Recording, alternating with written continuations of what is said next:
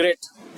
So let me start with the introduction of this Power BI. How this Power BI has been evaluated. Before Power BI, or still people are using it. Could you tell me what is the tool we used for creating a report? Of course, we are using a tool called as Excel. In Excel, we have a specific option for creating a report. Can you tell me which is the option we are using it for creating a reports in Excel? Pivot. Very good. We use the tool called as pivot. Any idea? Based on how many tables can we create a pivot? Based on how many tables? 1, 2, 3, 4. How many tables? You can create a pivot table based on only one pivot table, only one table. I have two tables. One sheet I have one table. Another sheet I have another table. Can we create a report based on two tables? Which is impossible. We have to place the cursor on the table, insert, and you can create it based on one table. So what Microsoft has did is till 2007, we have to do it in the same method.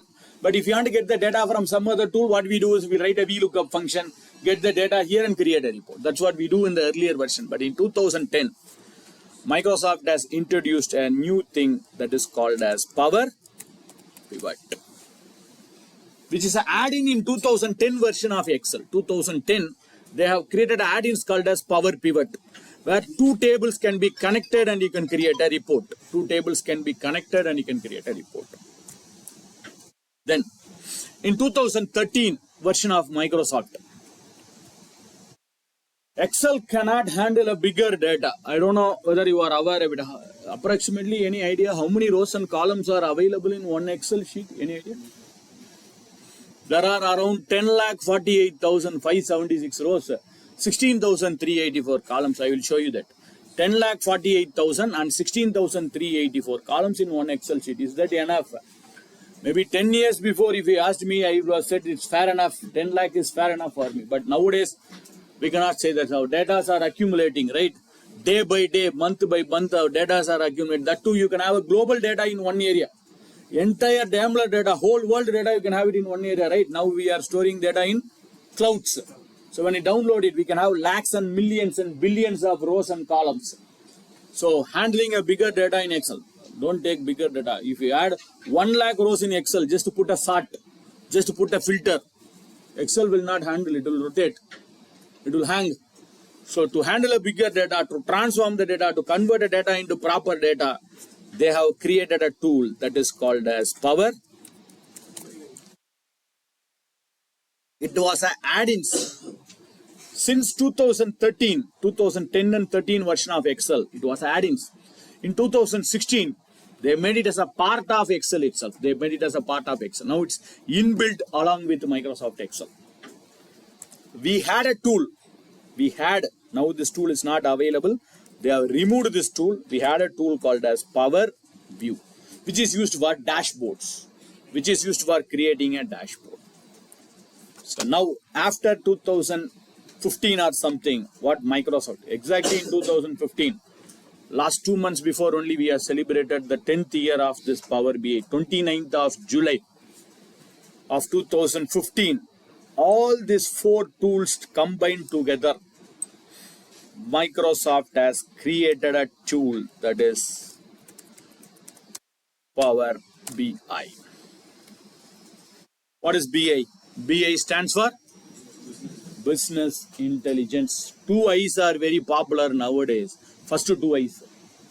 AI, BI. AI is Artificial Intelligence. BI is Business Intelligence. We can use AI inside BI also. We'll see that in the later part. Okay.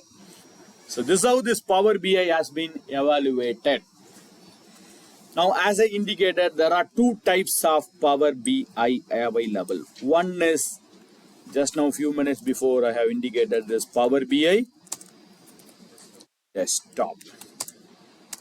No need to do anything. No need to buy, no need to pay anything. You can go to Microsoft.com, app.powerbi.com. You can download the Power BI, straight away start using Power BI. No need to pay a single piece of money here. It's totally free of cost. It's totally free of cost. No need for paying anything. Only one thing is you need a corporate email ID. That's all. Corporate email ID. That means you should not have the email ID of Gmail and Outlook. You should have the corporate email ID, your name at your companyname.com or anything. If you have the corporate email ID, you can start using this Power BI desktop. You can create a report, you can create a dashboard, you can do everything. You can publish the report, but unfortunately, you cannot share the report. You cannot share the report to others.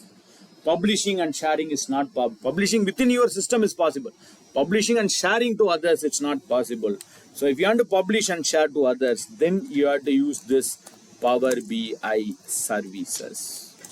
For this, you need a licensing. Within your system, no need for licensing. But when you want to send it to others, when you want to publish to others, there are various types of licensing. Of course, there is a free licensing, there is a pro licensing, professional, and there is a premium licensing also. Pro and premium. We'll talk about that licensing part in the next session later. I hope I have seen, as per my experience, most of the people in Daimler are using pro license. We'll check what is the license you are all using, we'll check it. Okay.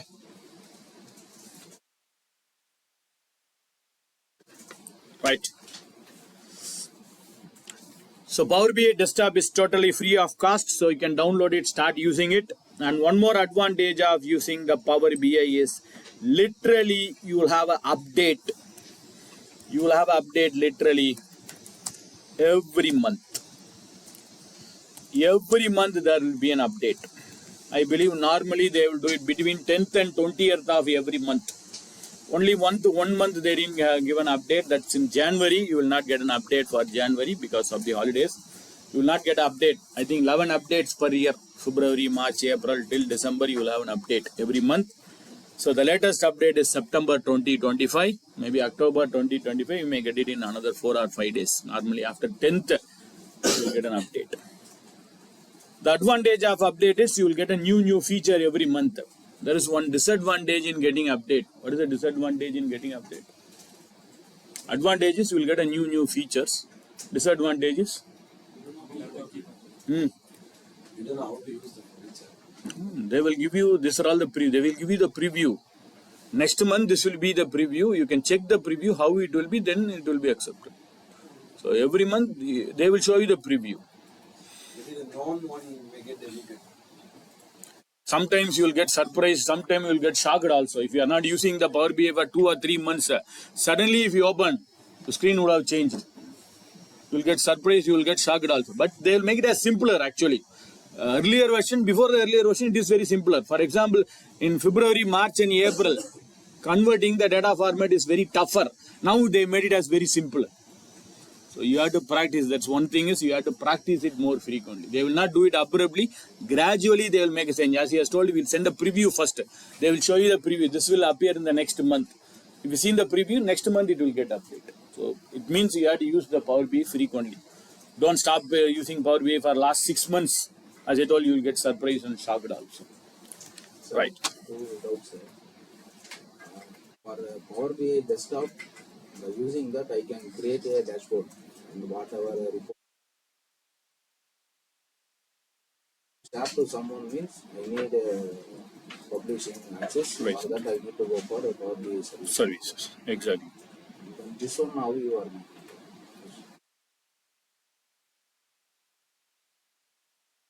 Out of Power BI. That's a special software called as, it's from Microsoft, Zoom it. Okay. Maybe in the tea break or something, I will share you the link. It's not a software also, it's just a file. You have to open the file and you have to do this. I think there is a Zoom it. I will share you the link. Maybe I don't have your email ID. I will share it to Divya. I think she will share it to you. Yeah, this is a Zoom it link. It's from Microsoft. This link I will share it. It's from Microsoft.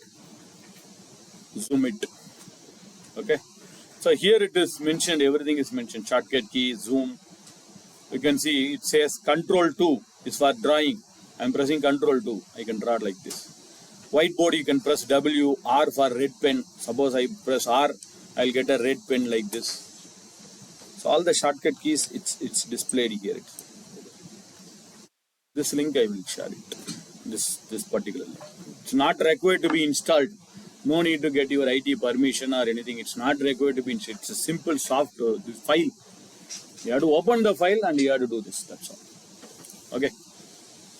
We can go to Microsoft and you can get it also, or I will share it the link also. Don't try it now. Maybe you can try it later.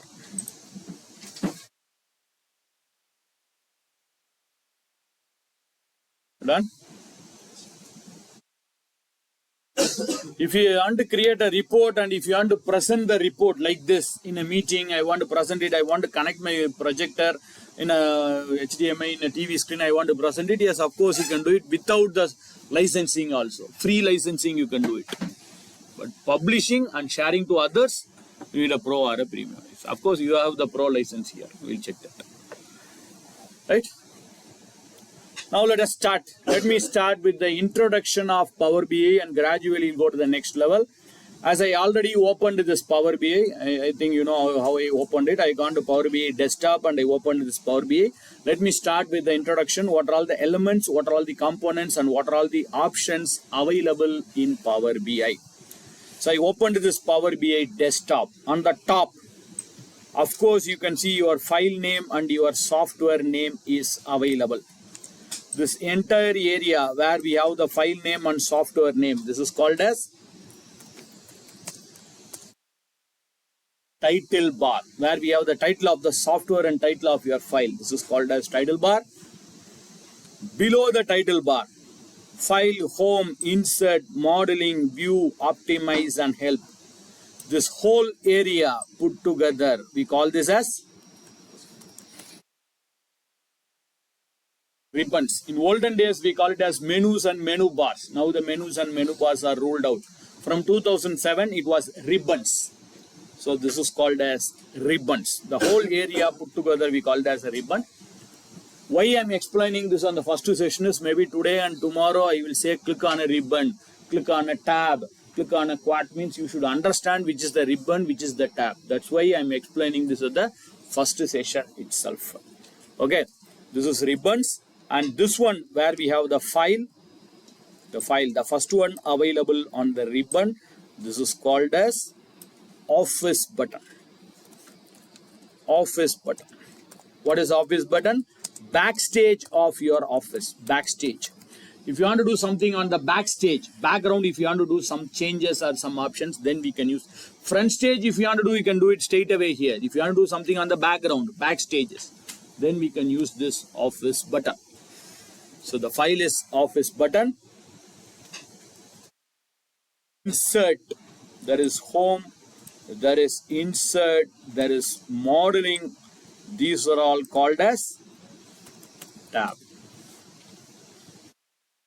A special tab will appear whenever you do something. A special tab will appear. I think you would have seen it in Word, Excel, and PowerPoint also. When you insert a picture, on the top you will get something like design, tools, options.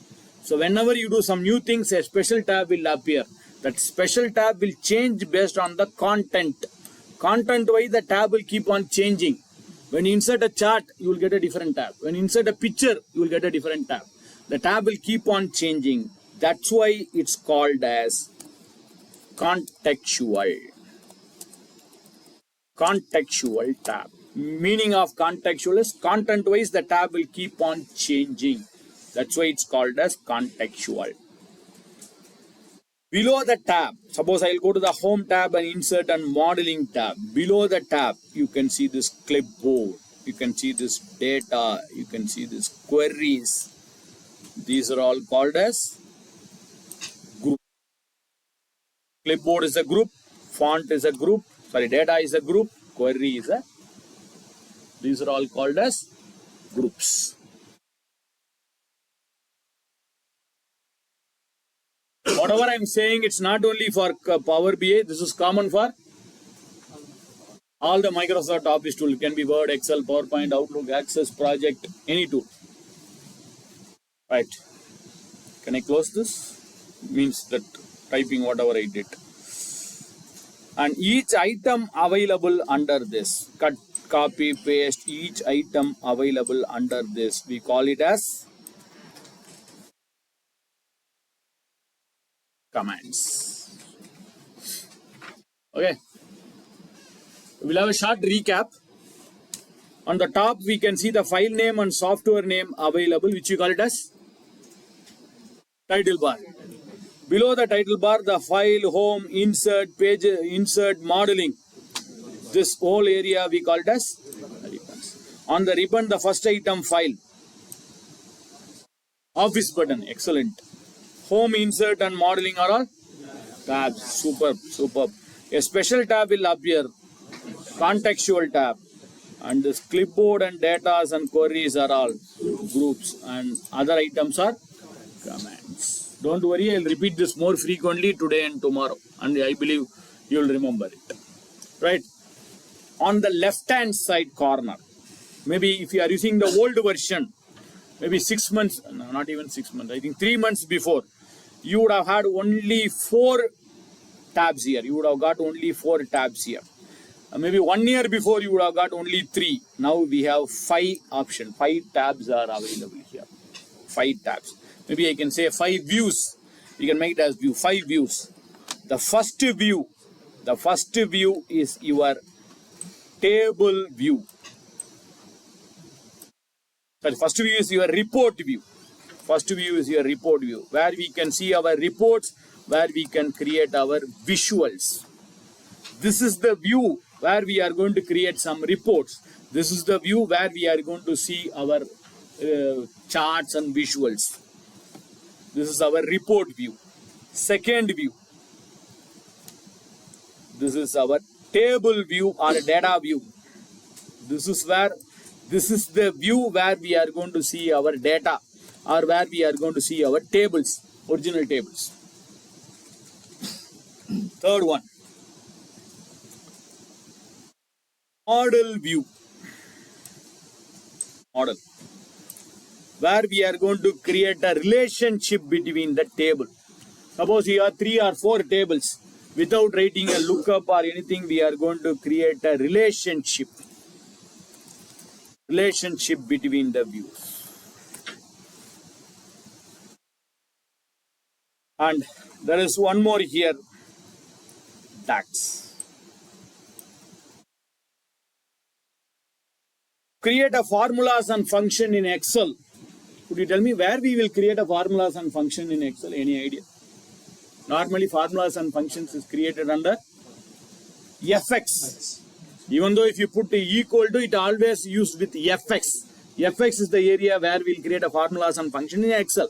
Same like if you want to create some formulas and function in Power BI, you have to use this DAX. What is DAX? DAX is data analysis and expression. Data analysis and expression is DAX.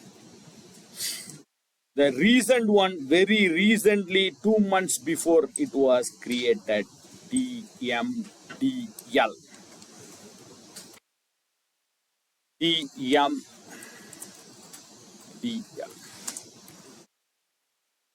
Tabular module data language or definition. Some people call it as a definition language, some people call it as a data language. Anyway, we are not going to use it. This is purely about coding.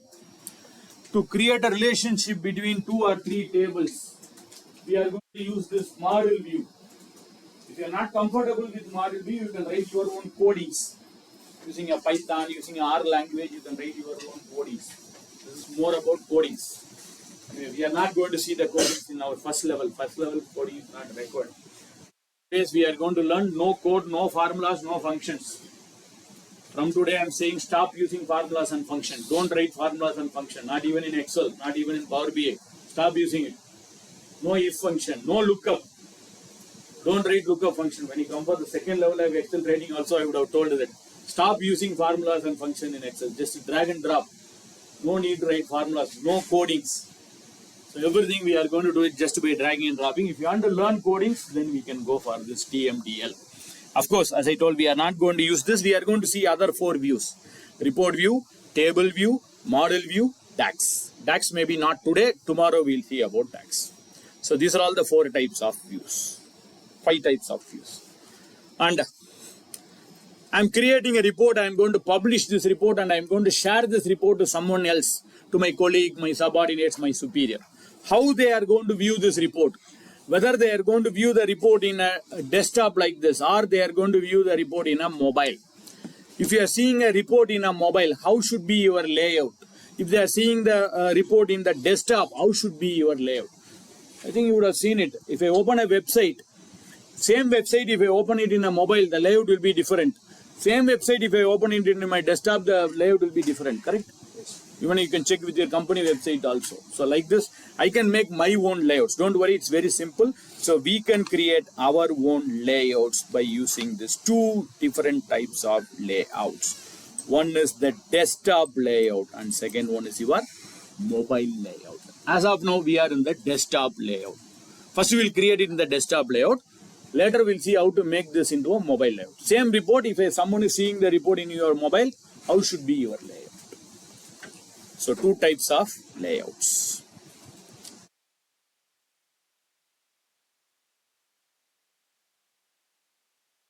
Options are available. If I click auto, it will be automatically arranged. Later, you can rearrange. Both are possible.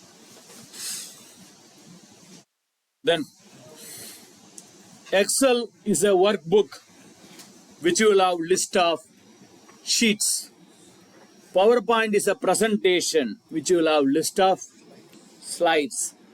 Power BI is a reporting tool which will have list of pages. Page 1, page 2, page 3. We'll have some pages. Now we are in page 1. Like when you use Excel, it will be sheet 1, sheet 2. Like this, you'll have page 1, page 2 here. And technically, we have a name for this area, this whole area. We have a name for this whole area. We call this as canvas. The whole area put together, we call it as a canvas. In canvas, there are some dotted lines. Actually, you'll see 4 dotted. Now we are seeing only 3 areas. You can see the dotted line. The first one is here, left hand side. Second one is here, and third one is on the bottom also. Fourth, you may get one more on the top, but it's time being it's hidden. You will see one more. I will tell you when we can see. There are 4 dotted areas available, left, right, top and bottom. Could you tell me what is this dotted areas? I think this is available in Word, Excel and PowerPoint also. When you take a printout, when you change the page setups, you would have seen this. What this is? Margins. We call it as margins. These are all the margins. Within the margins, we can create a report.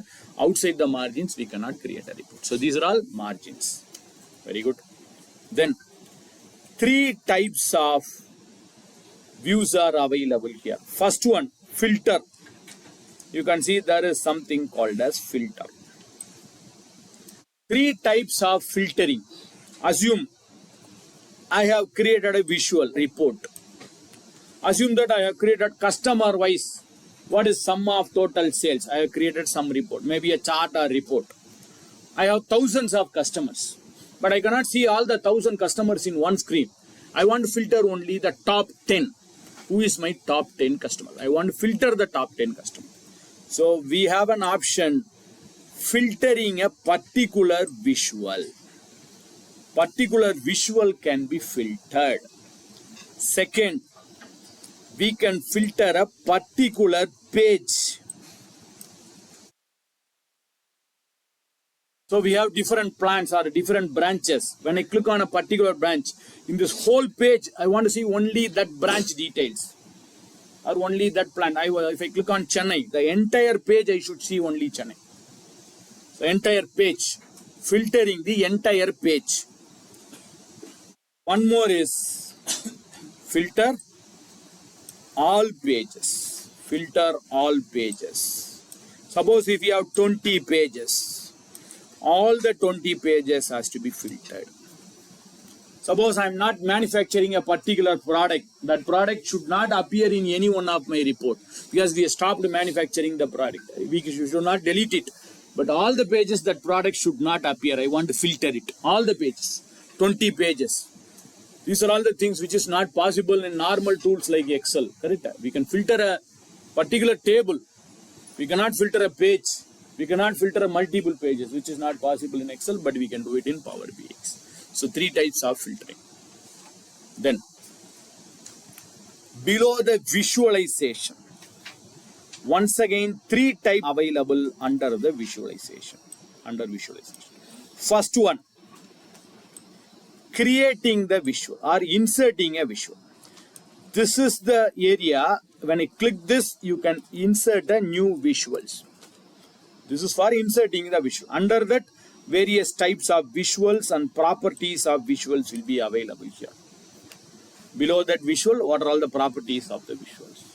Second, this is used for inserting a visual. After inserting a visual, you have to format a visual, correct? To format a visual, you have to use the second one. Second one is for formatting a visual. Third, you will have one more on the third. But unfortunately, now nothing is displayed here. Why nothing is displayed? We didn't create any visual. After creating a visual, you will see a button there. This is for analyzing a visual. Analyzing a visual. Fixing the target, finding the average, finding the maximum, finding the minimum, forecasting. My 10-month sales is like this. How will be my 11th month or 12th month sales? My 10-month production is like this. How will be my 11th month production? I want to forecast it. For that, we can use the third one. Third one is for analyzing and forecasting. And of course, I think most of you would have been aware of this. Data. Below the data, all the data which you have imported, the column names will be displayed here, like a pivot table. Who are used to pivot table, you would have seen it. There will be column names, you have to drag and drop and you have to create the pivot, right? Similarly, all your column names will be displayed. We have to drag and drop and we have to create a column. So this is where all your column names will be displayed.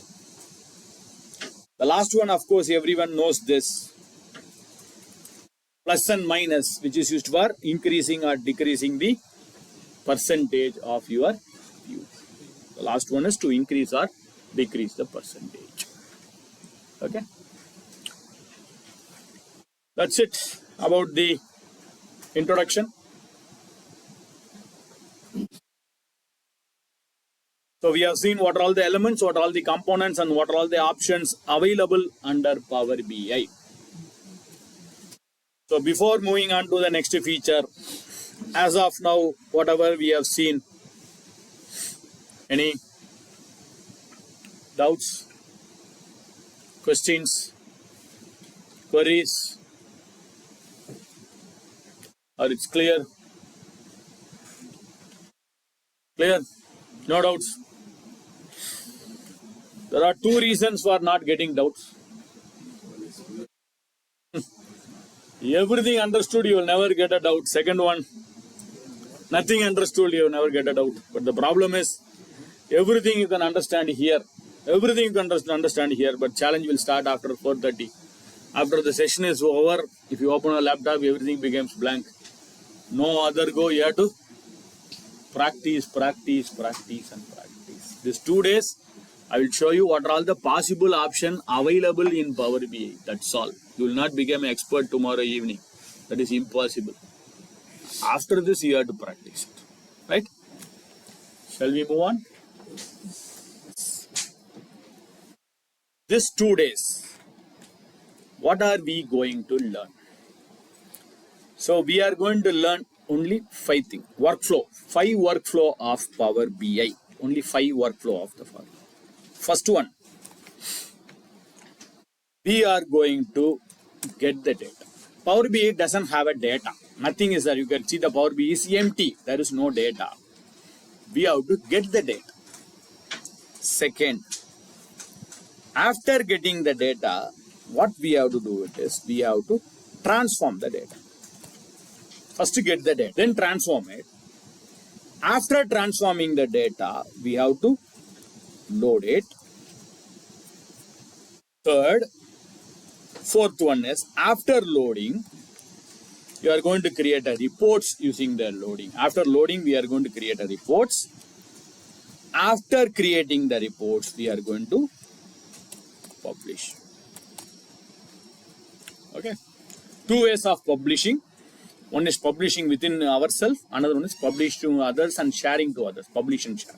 We'll explore it later. Right? This is the 5 workflow which we are going to discuss today and tomorrow. Even when you come for a 5 days of Excel Power BI training, 10 days of Power BI training, I'm going to teach you these 5 topics only. That's all. Only these 5 topics. Getting, transforming, loading, reporting, publishing. Get. From where we can get the data? We can get the data from any data source in the world. Any data source in the world. Only thing is it should be in the table format. Any data source in the world. It can be Excel, it can be a PDF, it can be CSV, it can be text file, it can be a picture. A picture also converted into a data if the picture is in a table format. If I have a table, I take a snap of the table and I can convert it as a data. I can make a PDF into a data if it is a table format. Website if it is a table format. Any data source in the world. After getting the data, we have to transform it. What is transforming? Cleaning up the data. Convert the data into a proper data. Combining it, merging it, appending it. I may get the data from different files, different sheets, identical, non-identical. Data can be similar. Every month I will get a data. Columns will be similar, but I will get it in different files. Column will be different. I will get it from different sheets and files. How to consolidate it? Identical, non-identical, writing the formulas and functions, everything. Not writing the formula, just drag and drop. So to transform the data, first we have to get the data, clean up and transform it, convert into a proper data. To do that, we are going to use a tool called as Power Query. Using Power Query, we are going to transform the data. I told you just now, I think Power BI started just 10 years before. Just 10 years before, from 2015, Power BI has been evaluated. But before Power BI, I think more than 15, 17, 18 years, there was a tool. I don't know how many are used the tool, aware of the tool called as Tableau, which is from Oracle Corporation. Tableau, it was very long back, it was that 17, 18 years before. But Tableau has not become very popular. Why? Because in Tableau, we can get the data, we can load it and report it. We cannot transform it. Manually, we have to transform. That's why the Tableau was not become very popular. But Power BI has this tool of transforming the data. We'll see in depth of transform. Then load. Where are we going to load it? We are going to load the data to Power BI desktop.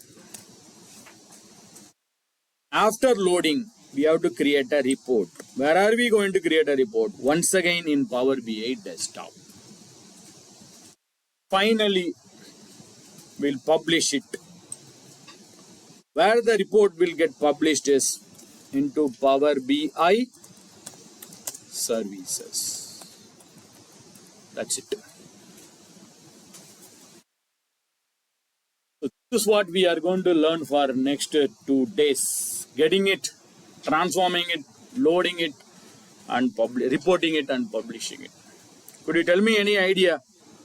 Where are we going to spend more time on this? Out of these 5 workflows, where are we going to spend more time? Whether getting it, transforming, loading, or reporting and publishing? Of course. Excellent. Transforming. Maybe I can say 40% we are going to spend time on transforming. Maybe around 30% we will be spending time on reporting. Getting and loading is very simple. Maybe I can say 5% on getting and loading. Maybe 10% on publishing. Yes, publishing, we have something like row level connection, we can row level security. There are various options in publishing. As you are rightly told, we are going to spend more time. This is our first important one. More time on transforming. Second can be reporting. If you are transformed very well, then the reporting is very easy. Today I will tell you 2 simple steps. If you know the 2 simple steps, 99% of report is done. 99% of report can be complete if you know the 2 steps. But in Power BI, we have an option. we can get it and straight away we can load it. But I don't recommend this. Even though we have an option of skipping the transforming and straight away going to loading, I don't recommend it. Always follow the hierarchy. Get it, transform it and load it. Because in transformation, we have a tool for checking whether our column quality is correct or not. For that, there is a specific tool available for it. So better always go with transform and load it. That's my recommendation. But we have an option available. But my recommendation is go for transform and load it. Okay. So let us do this. Let us start with getting. By today evening, at least we should publish one report. At least all the 5 processes we have to complete it by today evening. Based on one table, multi-table, non-continuous, continuous table, non-identical, we are going to see it tomorrow. Right? So first we are going to get the data. Today morning, I hope you should have received a folder, a zip file. I asked you to unzip it, extract it and keep it ready.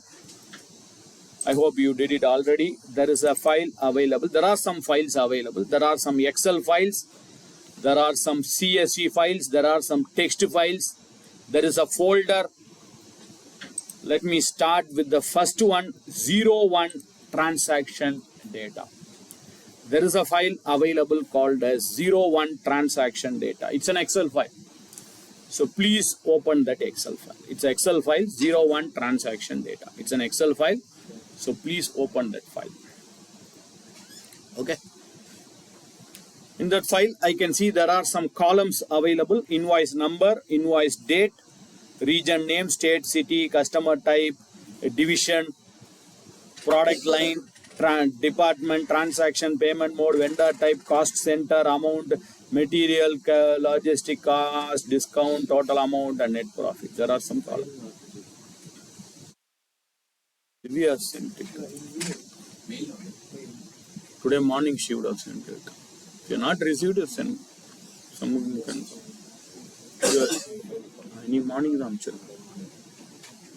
can share it.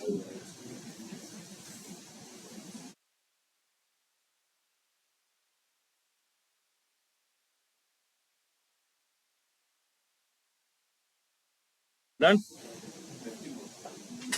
Everyone got this files? Now, this file, we are going to load this file into Power BI, and based on this, we are going to create a report. Could you tell me before loading, is this file 100% clean? Can I straight away load this file, or it's required to be? I recommend always transforming, but still, tell me, is there any challenges in this file, or any problem, or this file is 100% clean? Yes. There are some where we have the blank space. Payment mode, there are some blank space. Maybe I would have not received the payment, or payment I would have received by cash. That's why it's empty. Okay, we'll fill it with some. There is some problem. Okay, then any other problem? There are some empty rows. Where is that empty rows? Control down arrow and yes. There are some empty rows after 1450. 461, there are some empty rows. There are some empty rows in between. There are some empty rows. So yes, you are correct. There are some empty cells. There are some empty rows. In Microsoft Excel, we have an option called as Control End. When you press Control End, it automatically goes to the last cell where the data is. So it's automatically going to the last cell, last row where my data is. I think just my data is around 3265. Please remember this. There is a reason why I'm asking you to remember. There are 3265 rows totally available in my source data. Approximately, there are 3206, including the empty rows. There are 3265 rows available in my source data. Okay, fine. This I checked it just for checking. I did this. Fine. Now let me load this data into Power BI and see what's happening. Before getting the data into Power BI, I recommend please close that file. It's always better to close the file. Don't have the file open. It's better to close the file. Okay. How can I close a file? Control W, very good. Control W is the best method to close the file, because I have seen the people closing the entire Excel application, which may slow down your system speed. Better to close the file, because we are going to open the Excel multiple times today. So I don't want to close the entire Excel application. Close only that file. Control W. So I'm closing the file. Let me go to Power BI now. Out of the 5 workflows, now we are going to start with the first flow, that is getting the data. Go to Microsoft Power BI desktop. Time being, I'm not going to use this filter. Time being, I'm not going to use the filter. So time being, I will collapse this. There is a button for collapsing it. There is a 2 arrow marks, which is for collapsing. And I can expand it also for my later use. Time being, I'm collapsing because I need some space here for creating the reports. So time being, I'm collapsing the filter. If it is already collapsed, fine. If it is not collapsed, once again click it and collapse it, because I need some space to create a report. So let us get the data now. There are 3 methods to get the data. Method number 1, always for everything they will give you 2 or 3 methods, right? To save a file, you can click on the save button, or you can use Control S, or you can go to file and save it. Similarly, they are given 3 options for getting the data. First one is file. Click on this office button, file. Under file, there is an option available called as get data. File, get data. The most frequently used databases are available. Most frequently used databases are available here. You can select any one of the databases here. Excel, workbook, data flow, SQL, text, website, OData. But unfortunately, I am not able to see my database. Assume that suppose I want to get the data from SAP, or I want to get it from Oracle, or I want to get it from some other data source. Unfortunately, it's not available. So you can click here, get data to get started. So almost all the important databases will be listed here. All the databases will be listed here. As I indicated, SAP. So just go to the search box and type SAP. So SAP will be listed here. So like this, whatever the database you want, you can just type it here. So any type of databases. This is first method. This is method number 1. Method number 1, go to file, get data, and get the data from the other source. And you can see all the list of databases are available. You can select the databases here. Method number 1. Method number 2. Go to the home tab. Under home tab also you can see there is an option of getting the data. You can see the get data, Excel workbook, OneLake, SQL, enter data, Dataverse, and recent data sources. Third method, second method. Third method, you can see on the canvas area there is a button available, get data source, or even you can get it from Excel and other sources also. This is method number 3. Method number 2 is this. Method number 1 is you have to go to file and get data. Out of this 3 method, I recommend second. You can use anything. My recommendation is second one. Why I recommend the second one? Because the third one is temporary. After importing a data, this will be removed here. Later you cannot say, I cannot get 2 tables at a time, which is impossible when you are using this. But here I can get multiple data. This will be permanently available here. And one advantage is you can see the recent data source will be available. Straight away you can get it from Excel also. So I recommend the second one. You can use anything. And even the other source I want to get it, SAP or Oracle also, you can get data and other source. You can see more. All the other sources will be available here. This is second. I recommend second method after opening the file. Before opening the file also you can get the data. I don't know whether you have seen it. When I open the blank screen also, you would have seen there is a data source. Maybe we'll see it in the next part. There is another method. So I recommend the second one. So and I want to get it from Excel. So I know that the data source is from Excel. So go to home tab and click on Excel workbook.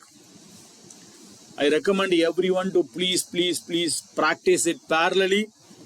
If you have any questions, doubts, queries, whatever I am seeing on my screen, if you are not able to see it on your screen, stop me and ask me there itself. I can repeat it any number of times. As I indicated, if you don't know how to get it, you cannot transform it. If you don't know how to transform, you cannot load it. If you don't know how to load, you cannot create a report. All are interconnected.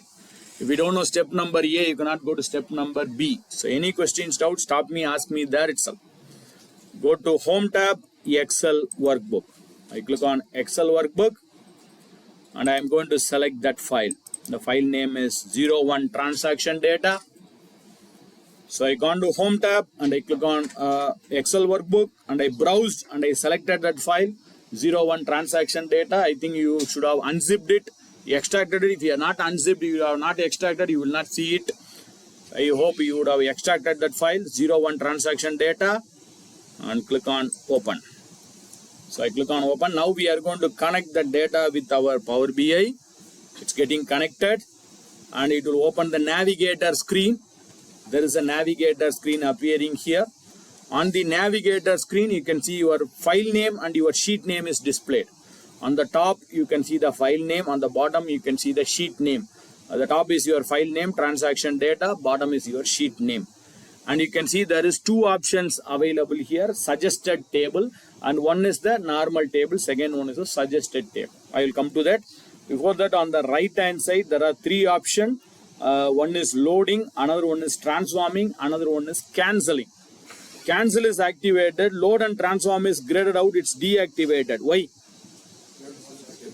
You have to select the table. Which table has to be selected? That's a question mark here. There are two tables. One is there is a table on the top. Second one, there is one more table called as suggested table. Power BI is suggesting some table here. Can I select this or can I select this? My recommendation is go for this. Don't use this. I don't recommend this. Why? Because assume that in your source data, I filtered some data. For example, we have region, state, city. I filtered only the south region. CI will think is I have filtered the south region. Power BI will think that they want only the south region to be imported. So only the south region data will be displayed here. Suppose I have 20 pages. I would have took a printout. Arranging the page setup, I took a printout of only 10 pages. So Power BI is assuming that we want only 10 pages on my reporting. So it shows only the 10 pages in the suggested table. But whereas here, it shows the entire data set. I recommend to go with this because we can decide here. Suppose I want a particular region, I want only the particular page, we can decide it in Power Query. So better to select the entire data set. That's my suggestion. I don't suggest the suggested table. I suggest this one. Select the data. But still, it's graded out. That load and transform is graded out. The reason is we didn't check this. So you have to go to the left hand side and make a check mark on this. You have to make a check mark. Then only it will be activated. Okay. Now three options are there. Load, transform, cancel. Tell me which we have to do now. Loading or transforming or cancelling. Load. Transform. Whenever we see a screen like this, we will never read it. We always select the default one, correct? Whenever menu we'll never read it and we select the first one. Please read it from today. So loading. Tell me where it will go if I load this. Power BI straight away, which I don't recommend because there are some problems here. The data, there are some problems. We have to clean up it. So I always recommend to go with the transform. Transform means, can we tell me where it will go to transform? Transform means it goes to Power Query. So that's my suggestion. I think I told you that workflow. Getting, transforming, loading. We have an option straight away to load. I recommend not to do that. Always transform it and load it. So let me click on transform. Everyone has to tell me, can I click on transform now? All are in the same screen? Yes. I will click on transform. It automatically loads to Power Query now. It's going to Power Query now. Yes. Now it has loaded into Power Query. You can tell, you can ask me whether the Power Query is a separate software. Not at all. Yes.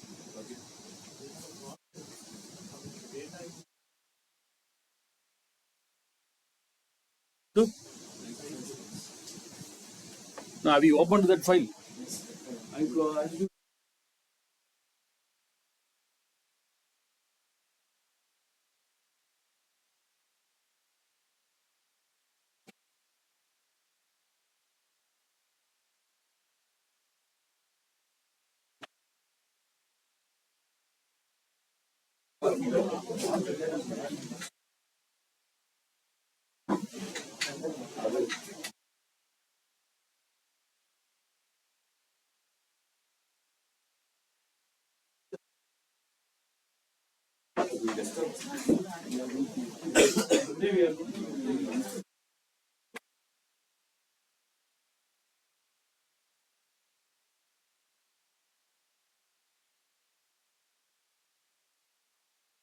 Okay. You can ask me whether this Power Query is a separate software. Not at all. Power BI is not a separate software. It's inbuilt. When I place the cursor on Power BI icon, you can see two windows as opened. One is Power BI Desktop, and one is Power BI Editor. We are going to clean up our data. After cleaning up the data, we are going to load it and we are going to create a report. I thought of completing the cleanup before the break. Unfortunately, we are not able to. Cleanup will take some time. I think at least half an hour to 45 minutes is required to clean up it and load it. So, and I have to say what are all the other options, other components available in this Power Query. That will take some time. So as of now, please minimize this. Don't do anything on this Power Query. Don't do anything on the Power BI. Please minimize this, or you can have it opened also. No problem. Please have it opened or minimize it. So we'll see the next part, how to clean up, how to transform it. We are going to see it in the next part. So probably we'll take a break because there are some multiple batches going on. We have to follow the timings. 10:15 is our scheduled time. So we'll take a break now. After the break, we'll restart with the same one. And please remind me, someone has to remind me to restart this recording. Anyway, I think I should remember, but still, I am fast. So we are in the process, second process. We have seen how to get the data. Now we are in the process of transforming the data. In transforming, what are all the things we have to check? Of course, this we know. This is similar to your Power BI title bar, and these are all the ribbons, and this is a contact. This is a office button. These are all tabs, and you have the contextual tab, groups, and command buttons. Also are the same. On the left-hand side, you can see in Excel we call it as files and sheets, but whereas here we call it as queries. Queries, and all the query name will be available here. Even though it can be sheets or table, here we should call it as queries. These are all various types of queries available here. As of now, we have only one query, one table, and this is your columns and rows. And on the right-hand side, there is a very, very, very important tool called as query settings. I will tell you what is the usage or what is the purpose of this query settings. We'll see what is the purpose and what is the usage of the query settings. Now, before we go there, can we do additional query? I mean, add additional queries in the query editor, or should I go back to the previous menu and add it? additional queries means you want to add one more table. Yeah, like how we have different sheets in Excel. Can we do? There, while importing itself, we can select multiple sheets. That's one method. Okay. Second method, after coming here also, you can get it. There is an option available here. Home tab where we can see new source where we can select the Excel file. Okay. That's another method. Okay. Two methods are possible. Now on the left hand side, there is a data. Now what are we going to do? Transforming means what are all the things has to be done in transforming. Three things you have to check in transforming. Three things. Please note down these three things. You have to restart Power BI, sir. No. These menus are not available on the top. Very first time you are doing it. It has to be restarted. Same thing has happened to him also. You have to restart Power BI. Restart Power BI once. This is indicating you never used Power BI. The morning install பண்ணிருக்கீங்களா அதனால restart Power BI once. Okay. Restart it and get data once again. We have to do three things here. Three things has to be done to transform the data. What are all the three things to be done? First, you have to check whether your data is green. What is that green? I will explain what is the green, how to turn into green. What is the green means? I will explain it in another few minutes. Second thing you have to check is whether your heading is correct. First thing you have to check whether your data is green. Second thing you have to check whether your heading is correct. Third thing you have to check whether your data type is correct. There's three things you have to check. If you did these three things, it means your data is perfectly correct. Your data is 100% correct. So three things has to be checked here. First one is green, second one is heading, third one is data type. Green. First let us start whether my data is green or not. I want to check whether my data is green or not. How do I check whether my data is green or not? On the below the column heading, below every column heading, you can see a small line is penetrating here. This line should be 100% green. This line should be 100% green. But there is some gray here. There is some gray. This gray has to be cleared. So if there is a gray, that has to be cleared. That's the first thing it's indicating here, green. First we will clean up that green.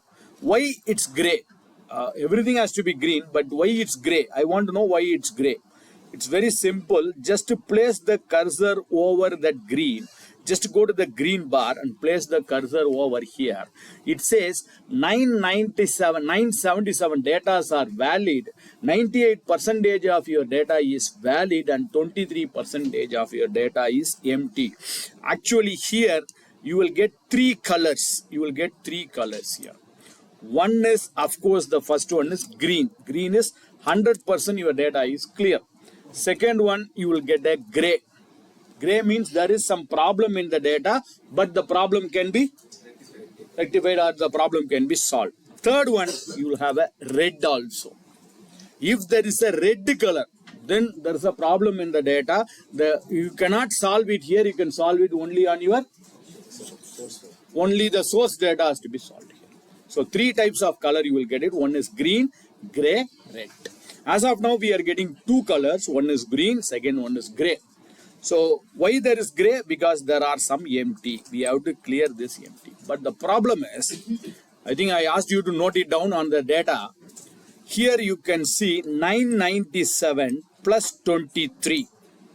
997 plus 23. Put together, can you tell me how many data is 977 plus 23? Put together, it's checking only 1000 rows. But on my source data, I believe we have more than 1000. Even I asked you to check it. 3200 something. But it is checking only 1000.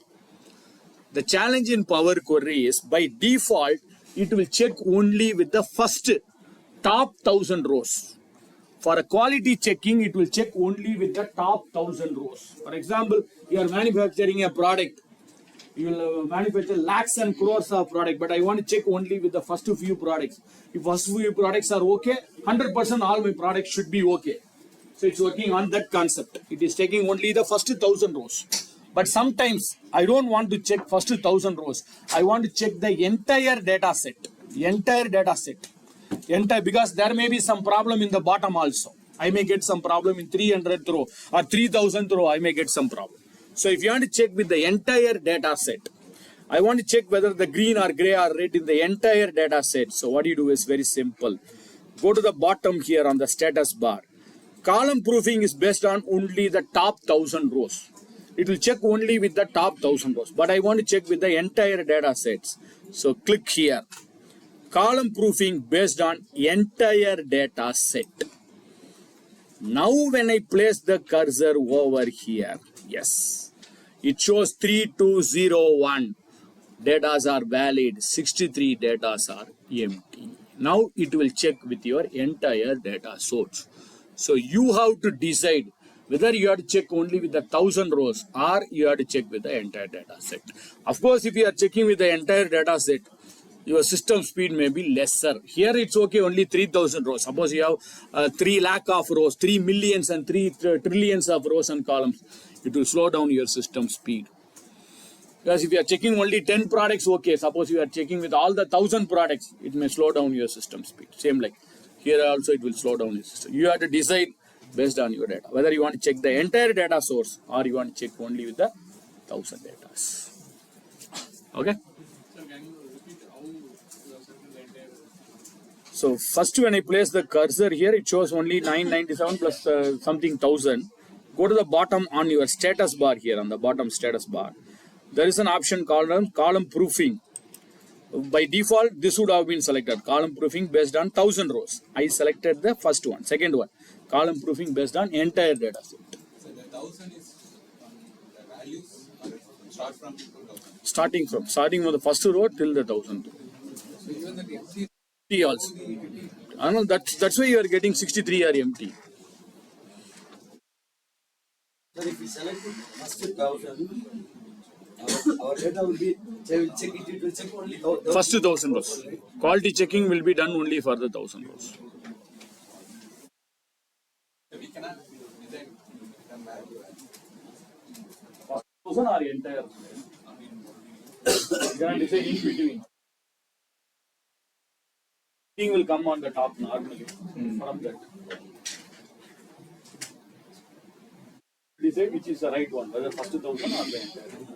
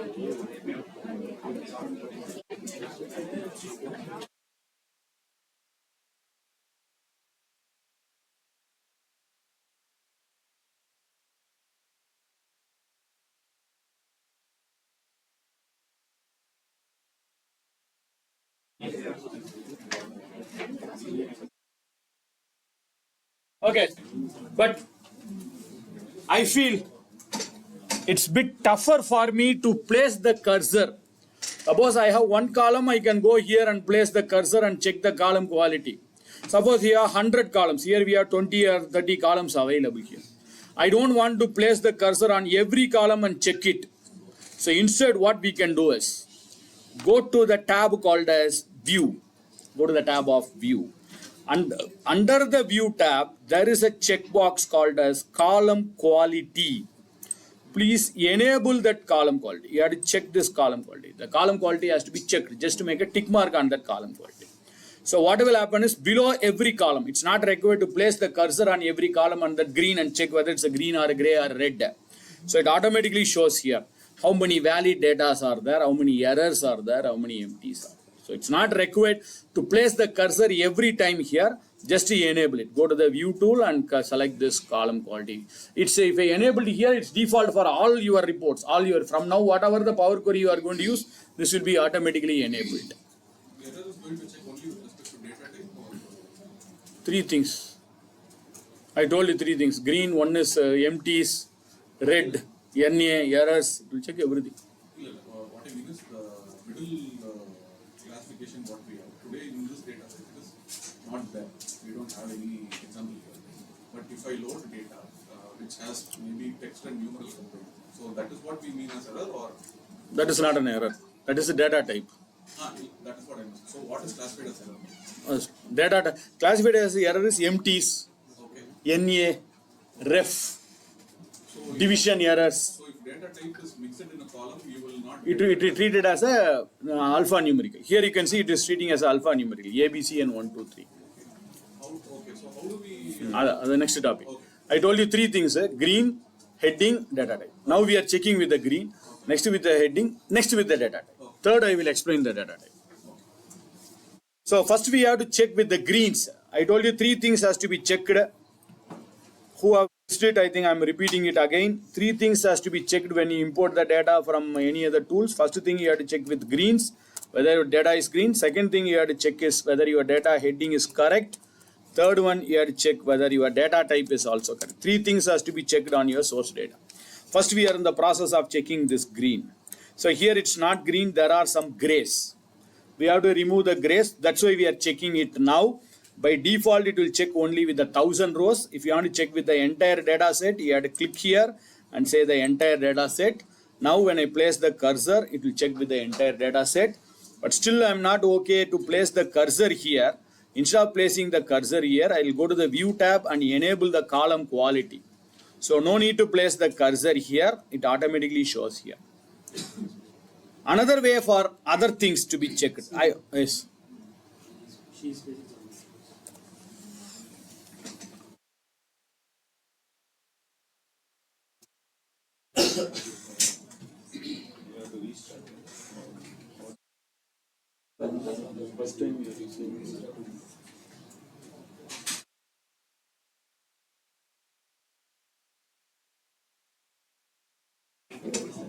Close it and restart and get that again, you will get it.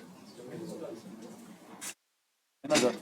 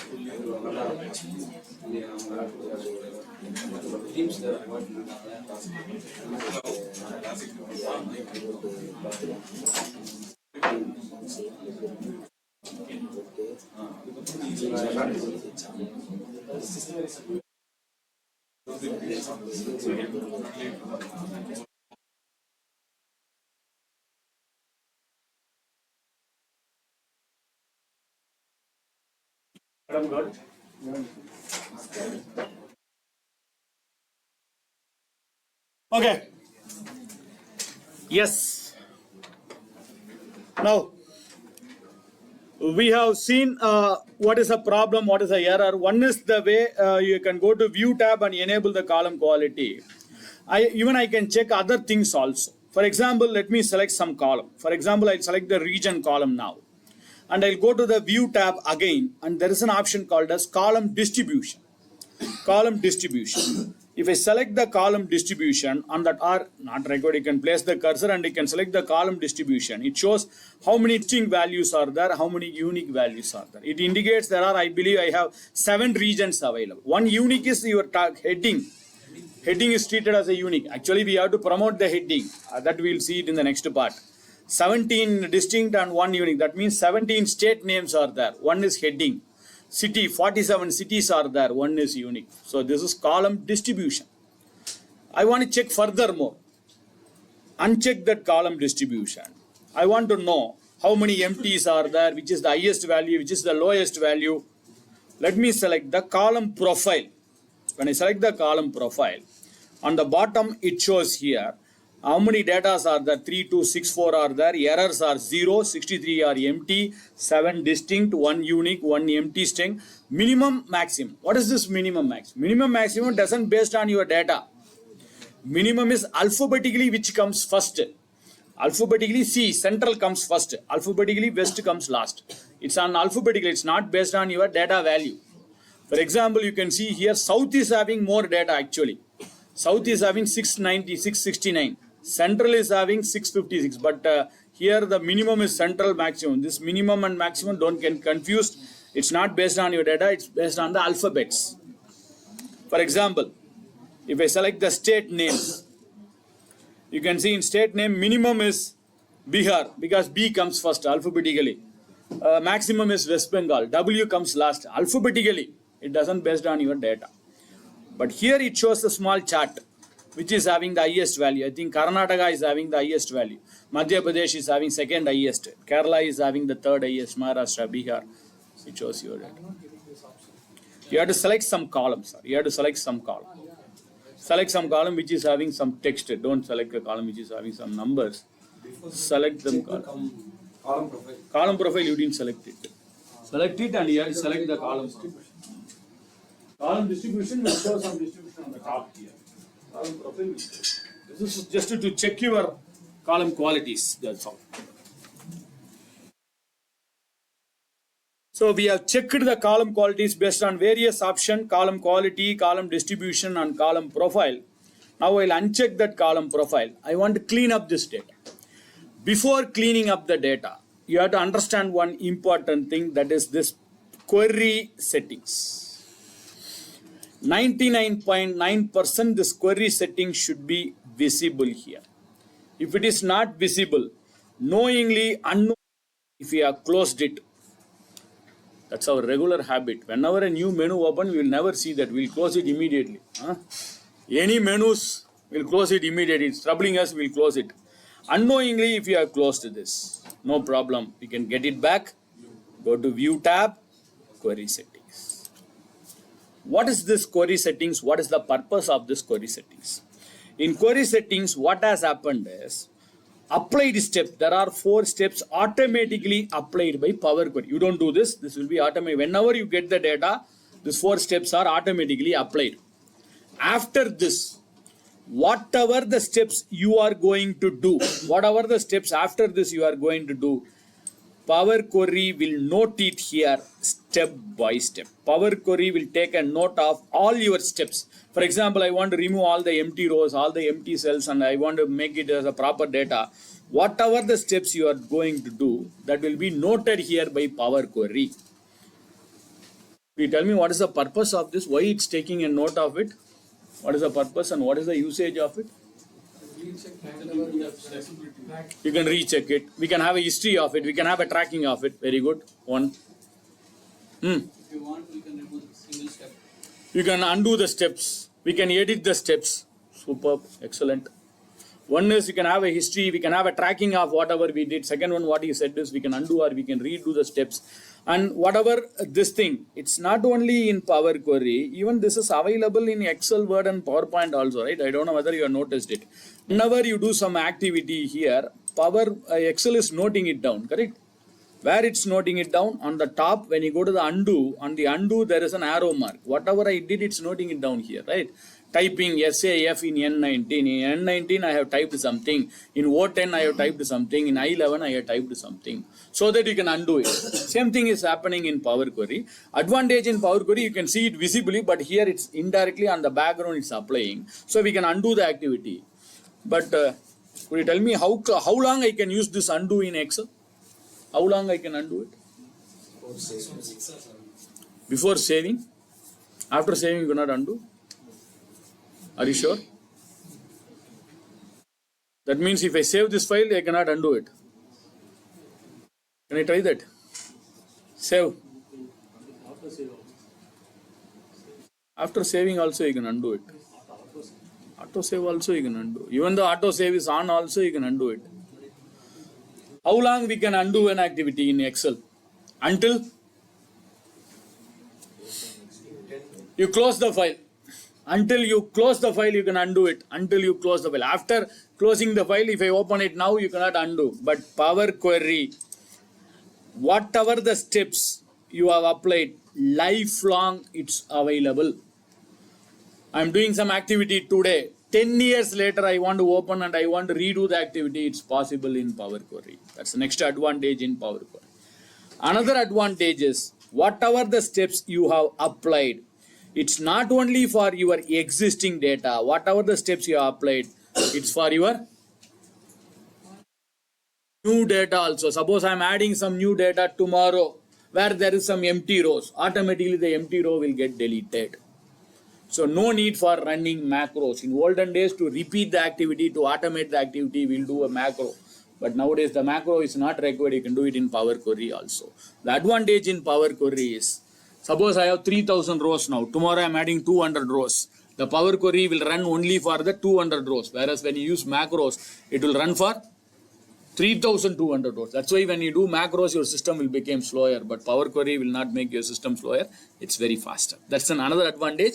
We have several more advantages in Power Query. I will explain one by one. First, let us do it step by step. And small warning is, whenever you are going to apply any new step, I recommend to do it after the last step, because if you are doing somewhere else in between, your step will be added in between, your hierarchy will get collapsed.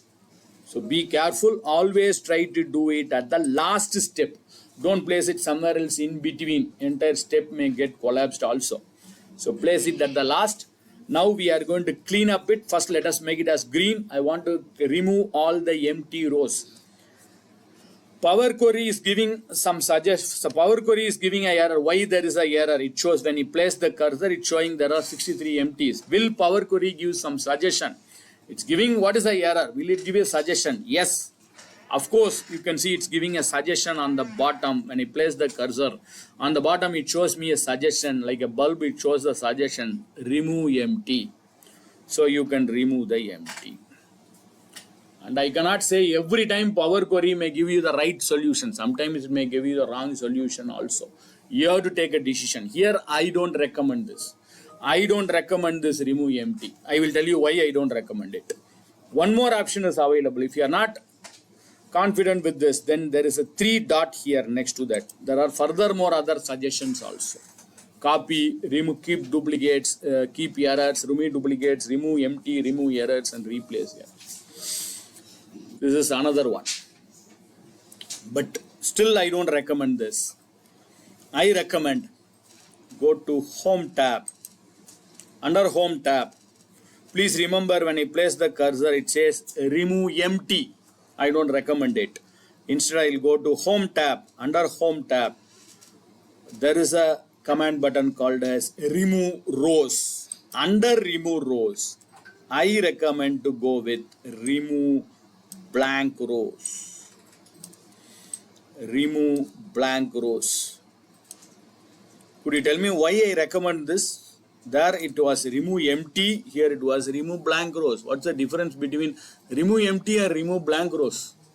Blank rows are going to be uniform across columns, but if you say remove empty, it may end up removing cells which are empty. One cell is empty. Very good, super. Both cell is correct. Blank rows is if the entire row is blank. This will be. But whereas that empty, if a cell is empty, the entire row will get deleted. I think payment mode or something, we have seen some cell is empty. If the cell is empty, the entire row will get deleted. That's risky. We want that row. The reason empty is we would have not received the payment, or we would have not received the payment in some other mode. That's why it's empty. That data should not be deleted. But here, remove the blank. If the entire row is blank, delete it. So that's why I recommend this. So let us go for Home, remove rows, remove blank rows. So let me click on remove rows and let me click on blank rows. Yes. All the blank row was deleted. And now you can see there are more greens. Now we are getting more greens.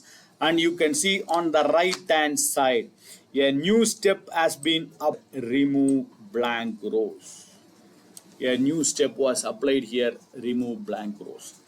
If you don't want the step, I don't want it, I want to undo the step, like Excel, you can use Control Z in Excel, but here you cannot use Control Z. If you don't want the step, you can click on this into mark for removing the step. If you don't want it, you can remove the step. But before removing the step, one advantage in this Power Query is, before removing the step, I removed it here. Suppose I am sending this file to someone else, my colleague, or even I am opening the file later, 1 month, 10 months later. I don't know why I have removed it. What is the reason why I removed it? And I want to know how was my data before removing the blank rows? How was my data after removing the blank rows? I want to check it. Very simple. Just go before this step. Before the step, place the cursor.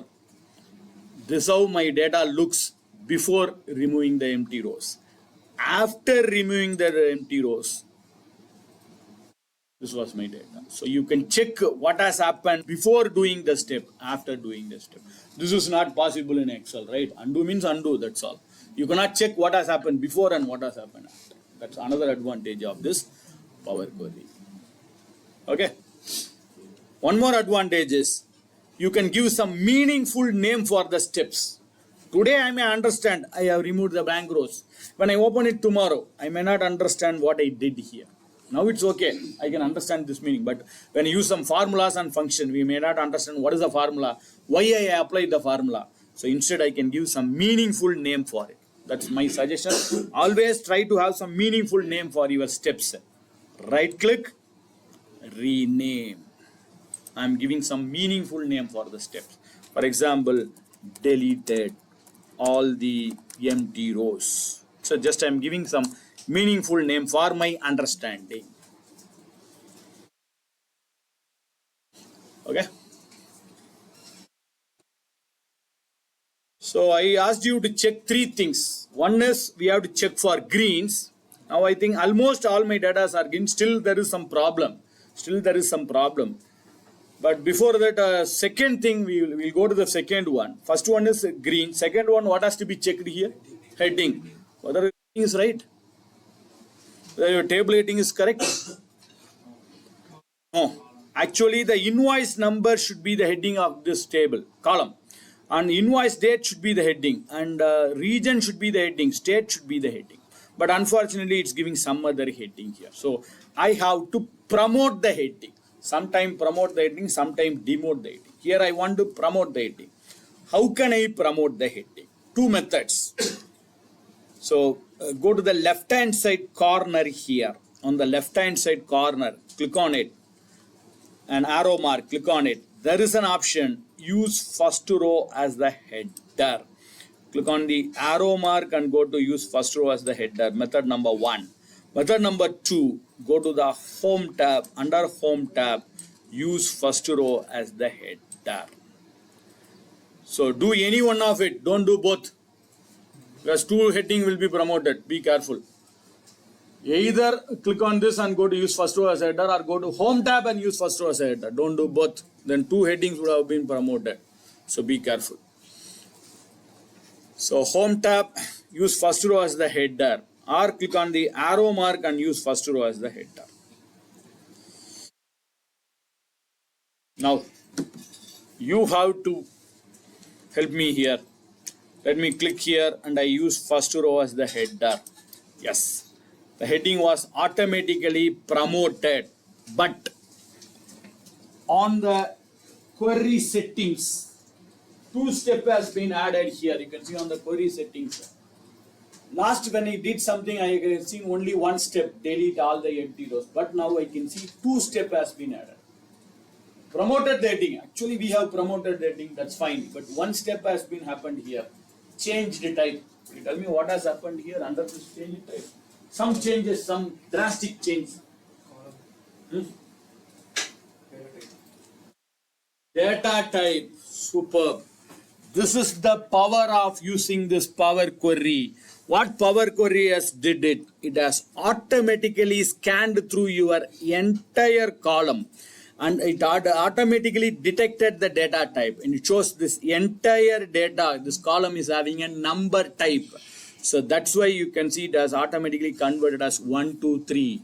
1, 2, 3 means this data type is number.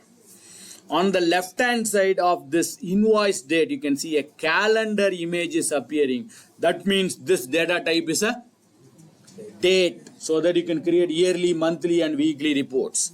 Similarly on region, ABC, ABC, ABC, these are all text. 99.9%, 19 or I can say 90% Power Query will convert your data type automatically. 90% it will convert. Sometimes, if Power Query is not able to detect the data type, here it has automatically detected. You can check here. So this invoice number, invoice date, everything, the entire table it has automatically detected. Sometimes, very rarely, if Power Query is not detecting your data type, we can give one more chance, second chance to Power Query. Detect it now. How it will detect it now is very simple. Go to the transform data. Transform data. Under this transform, there is an option available. Detect it now. Detect the data type now. We will use it today. As of now, it's not required. As of now, it has automatically detected. If it is not detecting, maybe in the today session or tomorrow session, we'll see when we can use this. Detect data type. Second chance. So we are giving one more chance to Power Query will detect it. Third, still if it is not able to detect it, then we can step in. We can convert the data type. Suppose I don't want this invoice number to be in number. I want the invoice number to be a text. Can I convert it manually? Of course, the third one. Click on the left hand side of this 1, 2, 3. Click here and change your data type. Which is the third process, which is not required, but still, we'll see when we can use this. It's taking some time. I think it's done. It's loaded. So that file is opened still, that Excel file. If it is opened, please close it. Let me take. But it is promoted heading has changed now. Done? So 3 methods. I'm repeating the 3 methods again, but now as of now we are using only one. The first method it has automatically converted, detected the data type. If not converting, go here and manually detect the data type. Third method, forcefully we can change the data type by clicking here and change the data type, which is not required as of now. We'll see in our next session. So 3 things. Green, almost greens are there. Promoted the heading. Yes, the heading is promoted. Data type is also correct. We have checked all the 3 things. You have to tell me, can I load this data to Power BI now? Can I load this data or still there is some problem or can I load it? I'll come. There are some empty cells.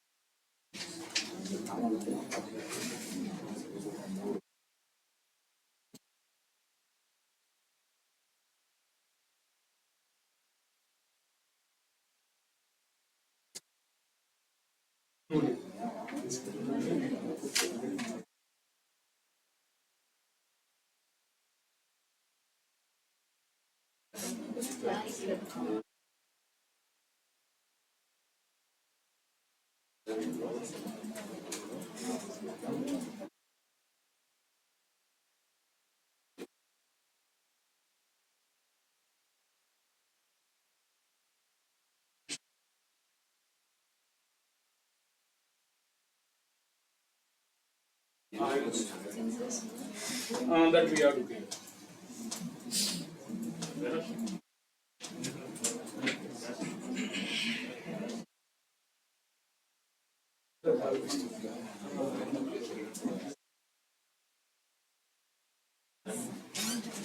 Once the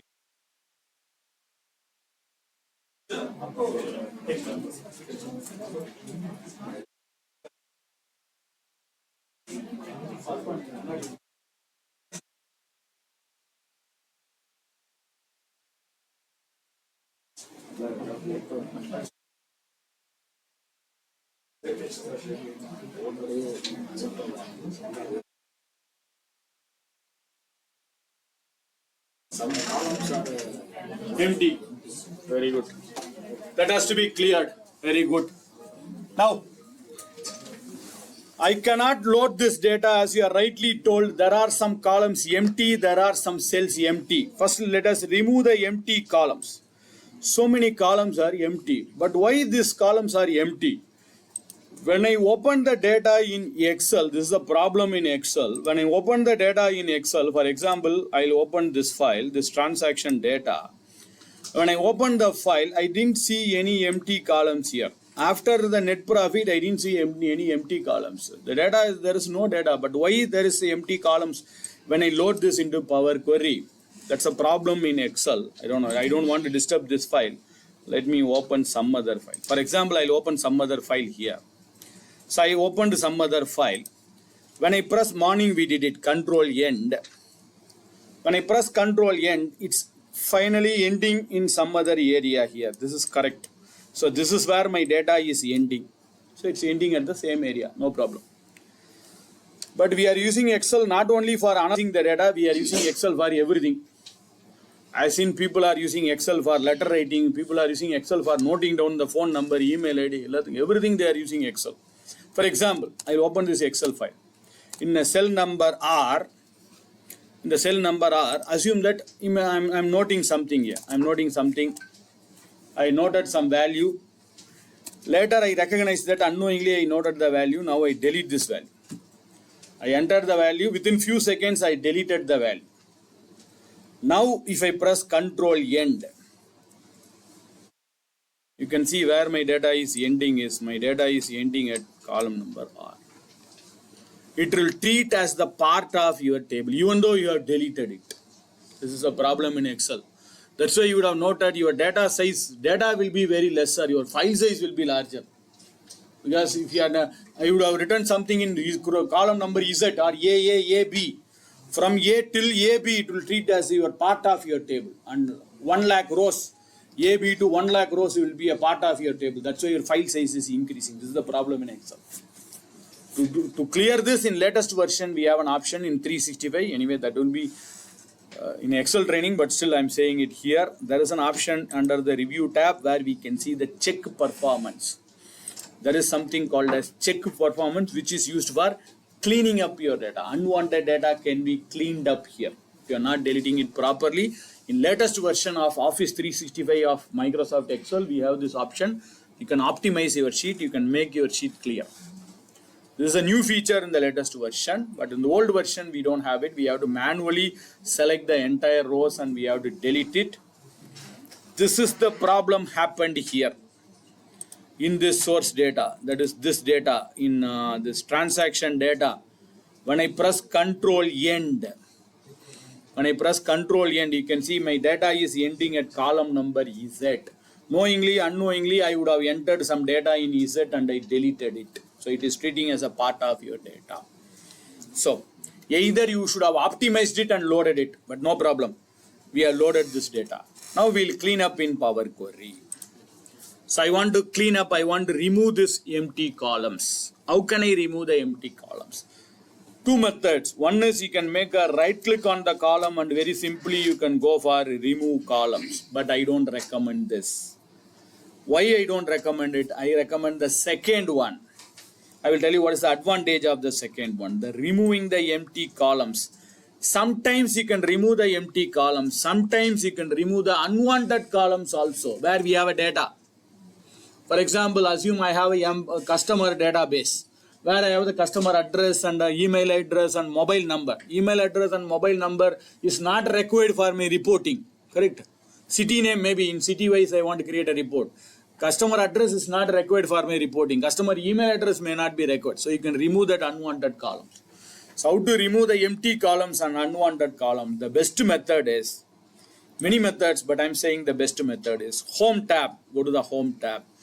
Choose column on the top. Or you can go to the arrow mark and choose column. Both are same.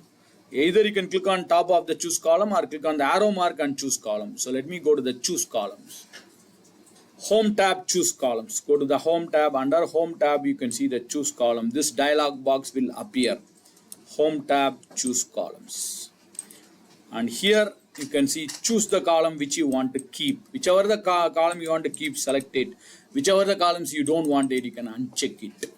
For example, I don't want this columns. Column number 20, 21, 22, 23, 24, 25, 26, 27. 26, sorry.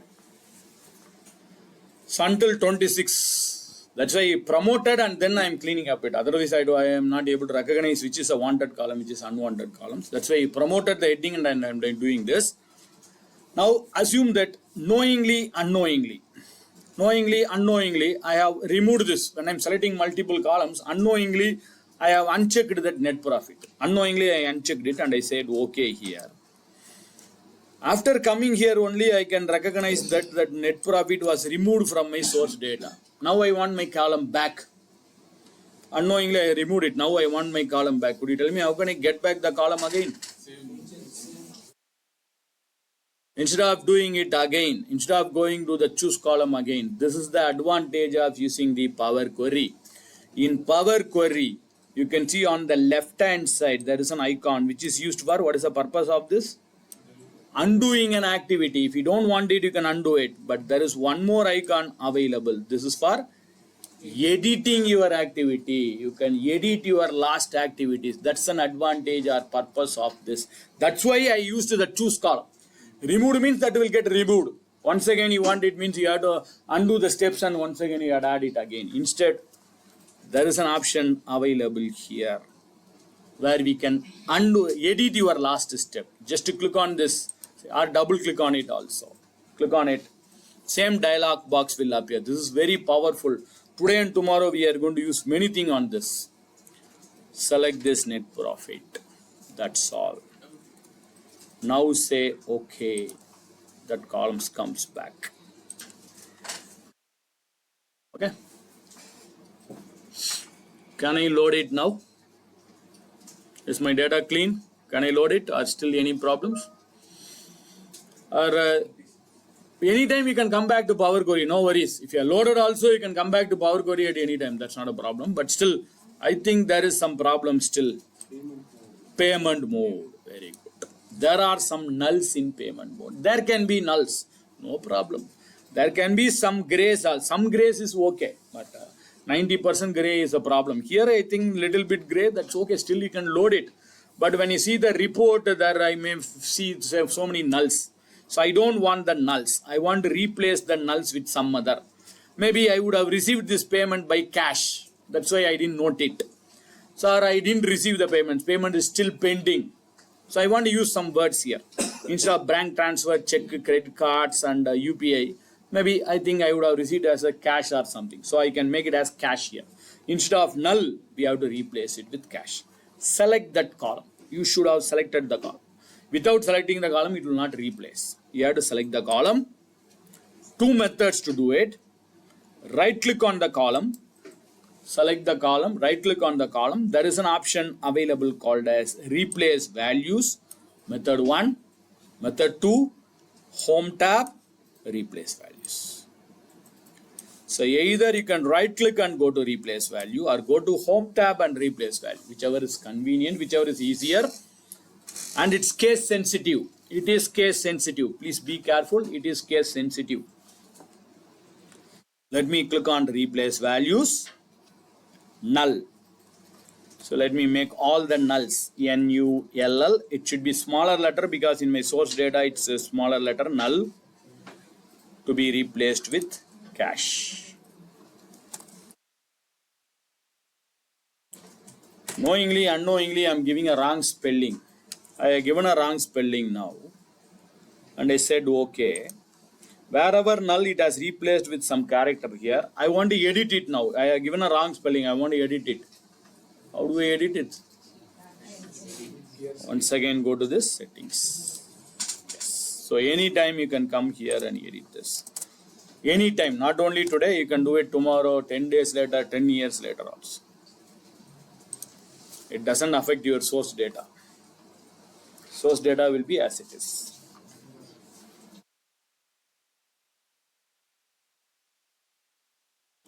Done. I hope we are cleaned up now.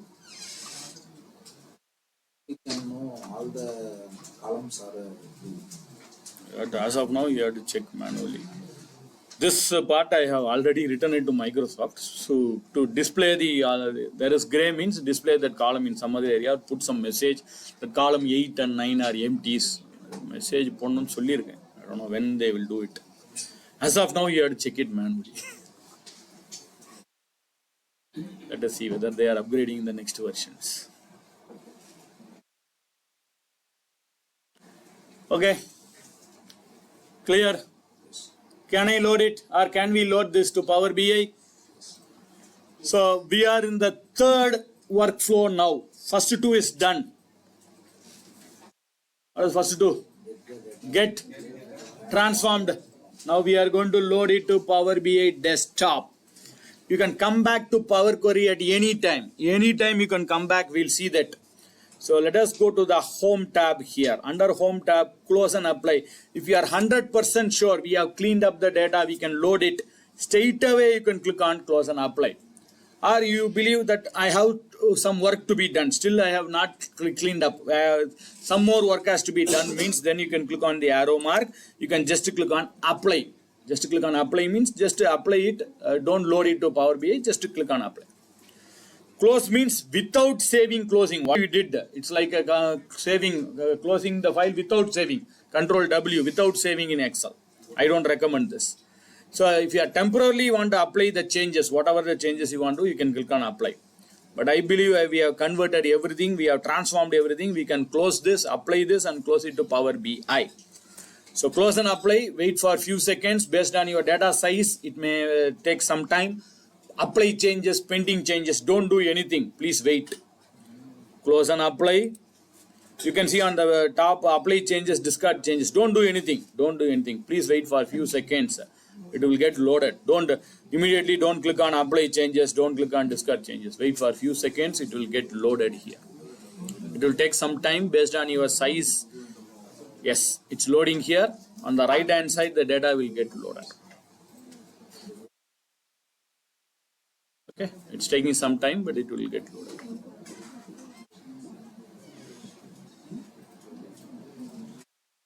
Yes, since it's first time, it's taking some time. I think it will get loaded.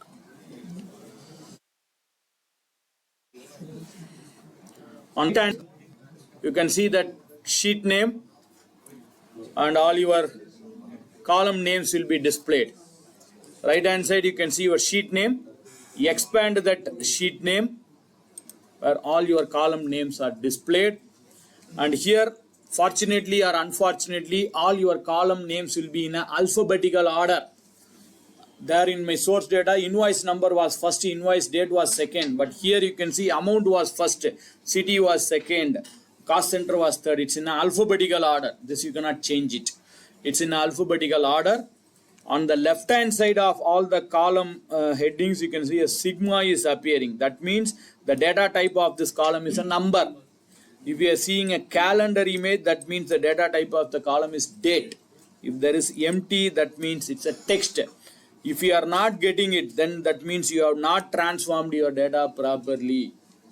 The detecting data type is not correct. If it is coming here, fine. If it is not coming here, then you have to go back to Power Query and change it.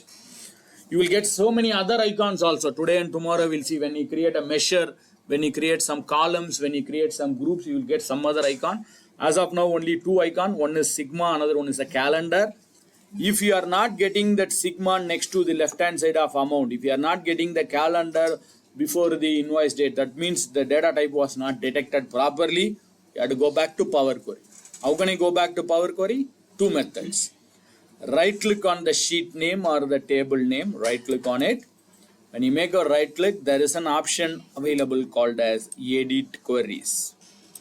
This is method number one. Right click on that column, right click on the sheet name or table name and go to edit queries. Method one. Method two, go to the home tab. Under home tab, you can see the transform data. Second method, to go back to Power Query. Clarification. If the sigma is not available near amount, then that will be a blank, right? Text. That will be text. So do we have to manually check all the columns whether if there is a like number, there is no. Correct. You have to manually check all the. You should have checked in Power Query itself. Then come here, another chance you can check it here. But 90% this is not required. Detect the data type automatically. 90%. It is not detecting, you have to check under it. But maybe like I'm giving you just as a suggestion for all the data types. If some like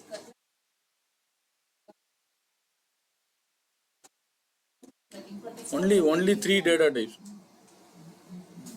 also, like if you are giving any symbol, that will be helpful. Because But as of if now, it it's is not there. blank, then we can understand the data type is detected wrong. Otherwise, now the blank option, it can be either a text or a wrong data type. Blank is always a text. What could be the wrong data? What is the other data So type? if the amount like It text. taken as text, Text. If it is blank, mean text. Only 3 data types. Text, number, date. So text will be blank. Date will have calendar. Number will have sigma. And alphanumeric is taken as text by default. Text. It is text. It will be empty here. So right click and go to edit queries, or go to home tab and go to transform data. It goes back to Power Query again. So whatever the changes you did, whatever the steps you have applied, all the steps will be available on the right hand side. If you have made some mistake, you can undo the steps. You can edit your steps at any time also. Okay. So anytime you can come back to Power Query, anytime you can make your changes here. Right click on edit query or go to home tab and transform data. I think no problem here, so I can close and come back. Transform data, we have to use Transform data, or straight away click on transform data. Data source settings, I will explain. What is the data source setting? If you are 100% sure you are going to Power Query, you can click here, or go to transform data, transform data.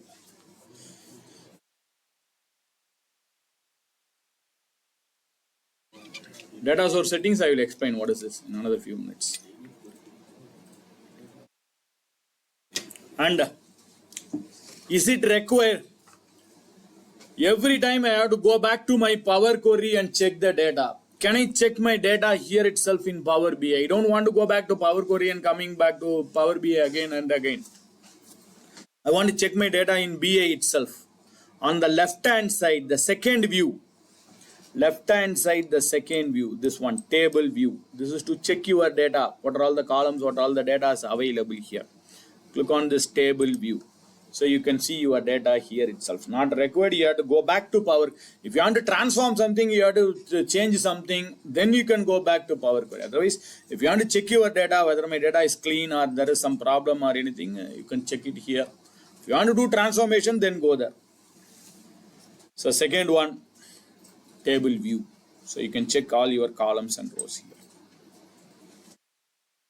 And come back to report view again. So we are using this file for a very long time. As of now, we have never saved this file. Let us save this file. When you are saving this file for the first time, I recommend to go with save as. Anyway, save will not work here. You have to go with save as only. File, save as. So file, save as. Where you want to save, browse this device. And I will save it in the same folder where my file is residing. All the morning I used to downloaded that folder. I am using it in the same folder here, 01 transaction data. I am giving the same name as my Excel file for my reference. To easy for me to understand, I am giving the same name. You can give your name as per your wish.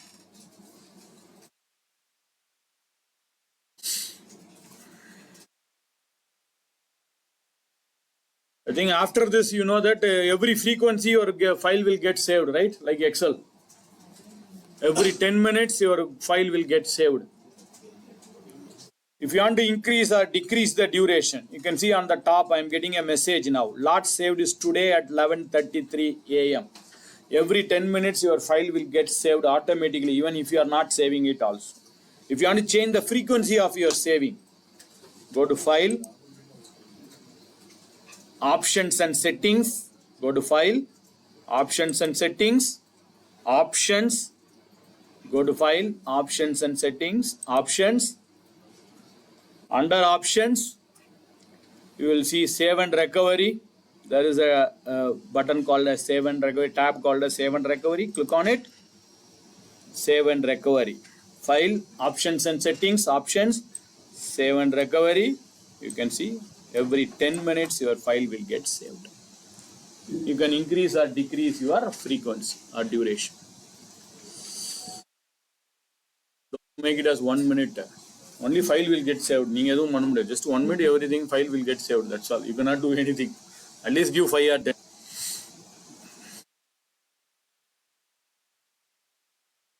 I believe this is available in Word, Excel, and PowerPoint also.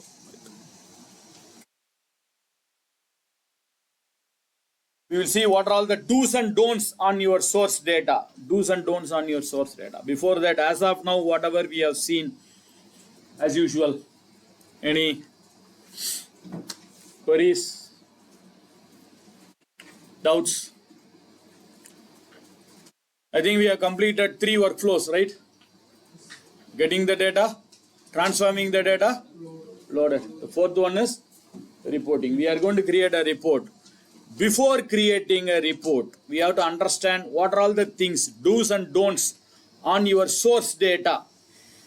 Let me open the source data for now. I am just opening the source data. What are all the things you can do it and what are all the things you cannot do on your source data?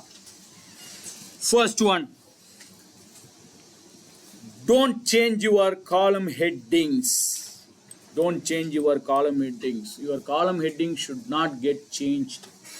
So instead of cost center, you cannot change some other column heading because everything is working based on your column headings. You can't change your column headings. Don't change your column headings. Can I insert a new column? Half yes, half no. You can insert a new column. But where can I insert a new column? At the last. Don't insert a column in between. In between, don't insert a new column. If you want to insert a column, do it at the last, after the net profit. If you want to insert a new column, add it at the last. Don't add it in between. Because based on your column name only it's working. So it will take that your column heading is on yes column. So if you added some column here, then it will get collapsed. So don't change your column headings. Don't insert a column in between. If you want to insert it, only insert it at the last. Can I change the sheet name? No. Don't change your sheet name. This sheet name is reflected as a query name or your table name here. You can see that is the sheet name available here. Don't change your sheet names. Can I change this file name? Surprisingly, yes. You can change your file names. Instead of 01 transaction data, you can change it to some other file name also. Can I change the folder name? For example, this file is now residing in a particular folder. In my system, it's residing in a particular folder. Can I change or can I move this file to some other location? Once again, surprisingly, yes. You can do that. You can change your file name, you can change your folder name, but unfortunately, the linking will not work here. If you are changing the folder name, if you are changing your folder name and file name, your linking will. How can I establish the link again? There is an option for establishing the link again. If you are changing the folder name, if you are changing the file name, go to transform data. There is an arrow mark on the transform data. Data source settings. Go to the data source settings. Under the data source settings, this is where now my file is residing. corporate training, this is where my file is residing now. Change your source. You can change your source now. Instead of D, I change it to OneDrive. I change it to some other drive. So go to change source and you can change your new source also. Browse and you can change this. So go to the transform data, home tab, arrow mark of the transform data, data source settings, home tab, transform data, data source settings.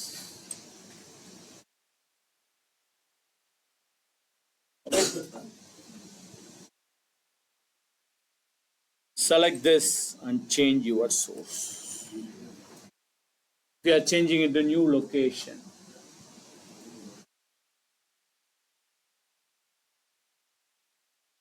Can I add a new row here? Of course, you can add a new row. Where can we add a new row? Anywhere.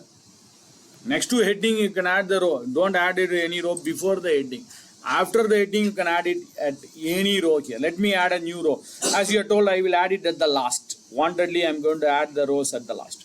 Let me add a new row. I think my data is residing till 3265. 4200 is my last data. So let me add a new row. Wantedly, I am leaving some empty space. Wantedly, I am leaving some empty space. The reason why I am wantedly leaving some empty spaces, in a Power Query, we have did a coding that if there is a empty space, it has to be deleted or removed. Let me check whether it's working or not. So that's the reason I'm going to add a new row at the last. 4201. Suppose I'm going to add a new invoice number. 4201. That's my new invoice number. Suppose that that invoice was raised today. So I think you have a shortcut key for inserting today's date. What is the shortcut key for inserting today's date in Excel? Control semicolon next to L. Control semicolon.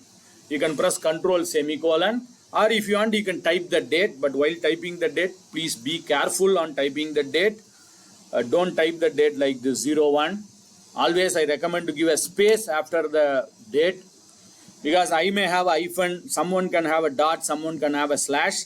If we give a space, it automatically takes the separator. So that's the reason I'm giving a space. Don't put it as 10 here. Suppose today's date is not 1, today's date is 7. And don't put it as 10. Why? Because this my system will not understand. Whether 07, sometimes my system is MDY or DMY, which is month and which is year. Get confused. So better to put it like this. This is the best way for entering a date. If you want to enter a date, this is the best method. If you want to enter a date, it's not only for Excel, this is a common tip. When you want to enter a date, follow this method. So I have clearly indicated 7th is the date. I have clearly indicated October is the month. Clearly indicated 2025 is the year. Or you want today's date, we have a shortcut key in Excel, control semicolon. So let me put a control semicolon. And let me add South region, Tamil Nadu, Chennai, something. I'm adding some new data. Is my export customer, something. I'm adding some new data at the last.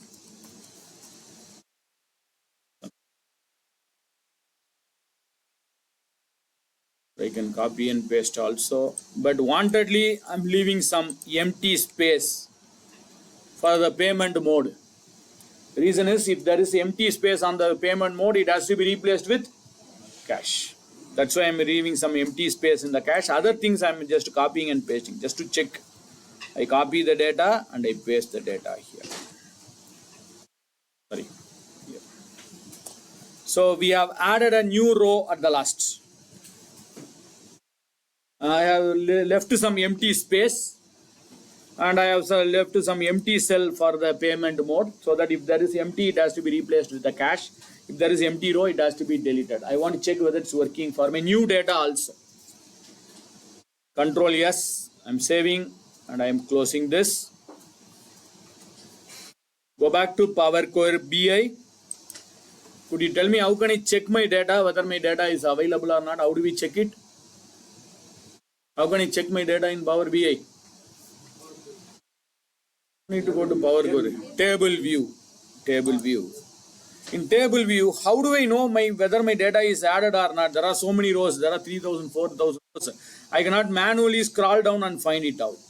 So I want to know, I think 4201 is my data. So I want to bring that 4201 on the top, so that very easily I can find it. Or you can go to the invoice number, and using the search box, you can type that invoice number 4201 and search it and find it. That's one method. Another method is I will sort it in a descending order, so that the last invoice number will come to the top. Or you can sort this invoice date in a descending order. Today's date will come to the top. Let me check that. So I will sort this invoice number in a descending order. Unfortunately, the newly added data is not updated here. I added some invoice number as 4201, and today's date I have given South region, Tamil Nadu, Chennai, and I have given some values. Unfortunately, it's not updating. It's similar to a pivot table in Excel. Whenever you change your source, your pivot table will not get updated. We have to refresh it. Same like Power BI, your data will not get updated. We have to refresh it. After publishing, there is an option of scheduling refresh. We'll see it later.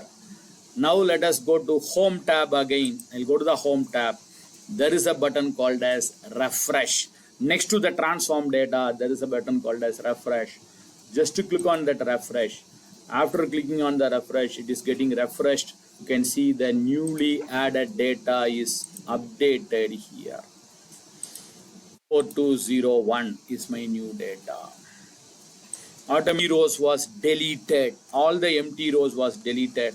Wherever the payment mode is empty, it has changed into cash. So this is the advantage of using this Power Query. All your steps, whatever you did, that will be updated for your new data also. That's an advantage. Need for repeating it. You have to do the Power Query, you have to do the transformation only once on your lifetime. For a particular data, lifetime, no, wherever there are Power Query, only once. Do it only once in your Power Query. That's it. Just add the data, refresh. If you have the Pro license, no need for refreshing also. We have an option called as schedule refresh. We'll talk about that schedule refresh later. So every 1 hour or every day morning 8 o'clock it has to be refreshed. So we can make a schedule refresh. So near future, what you have to do is you have to just add the data. That's all. Leave it. Other things will be taken care of.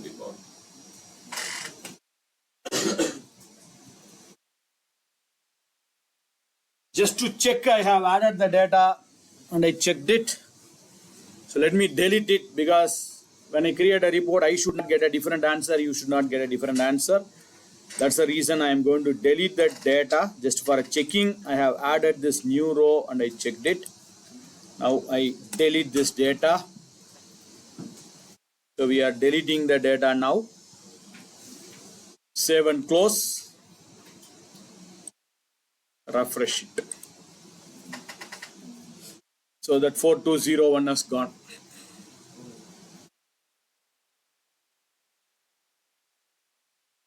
There are two ways of refreshing the data, two ways of data source settings. One is in Power BI. In Power BI, we can refresh our data. Power BI, we can use this data source settings. There is another method to do the refreshing, another method to do the data source settings.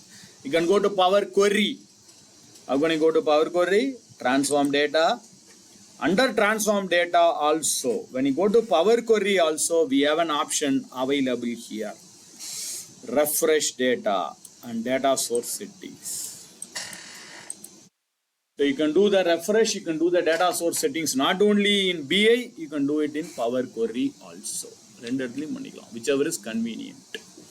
I recommend BI always.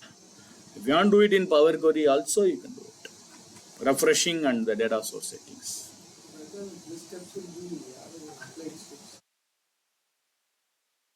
Not a step, just refreshing your data.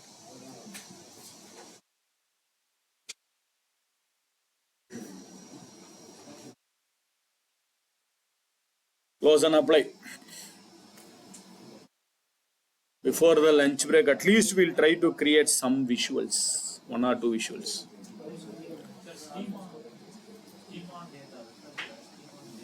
Schema is the connection. Earlier days, straight away launch into fabric. The fabric is going there.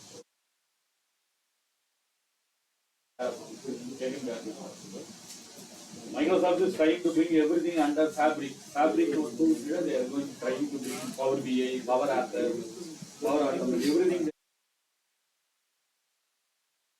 Database also, they are trying to bring everything under one lake. Username, password, you can connect multiple databases.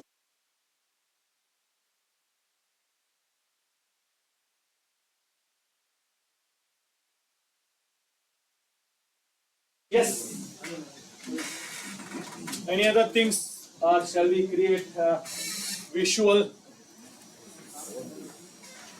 We are going to create some visuals. Before creating visual, one small thing we have to do it is the settings. I recommend to do the page settings before creating the visual. Why is after creating the visual, if you do the page setting, your page settings or screen may get collapsed, may get your alignment and everything may get collapsed. So better to do the page settings before creating any visuals.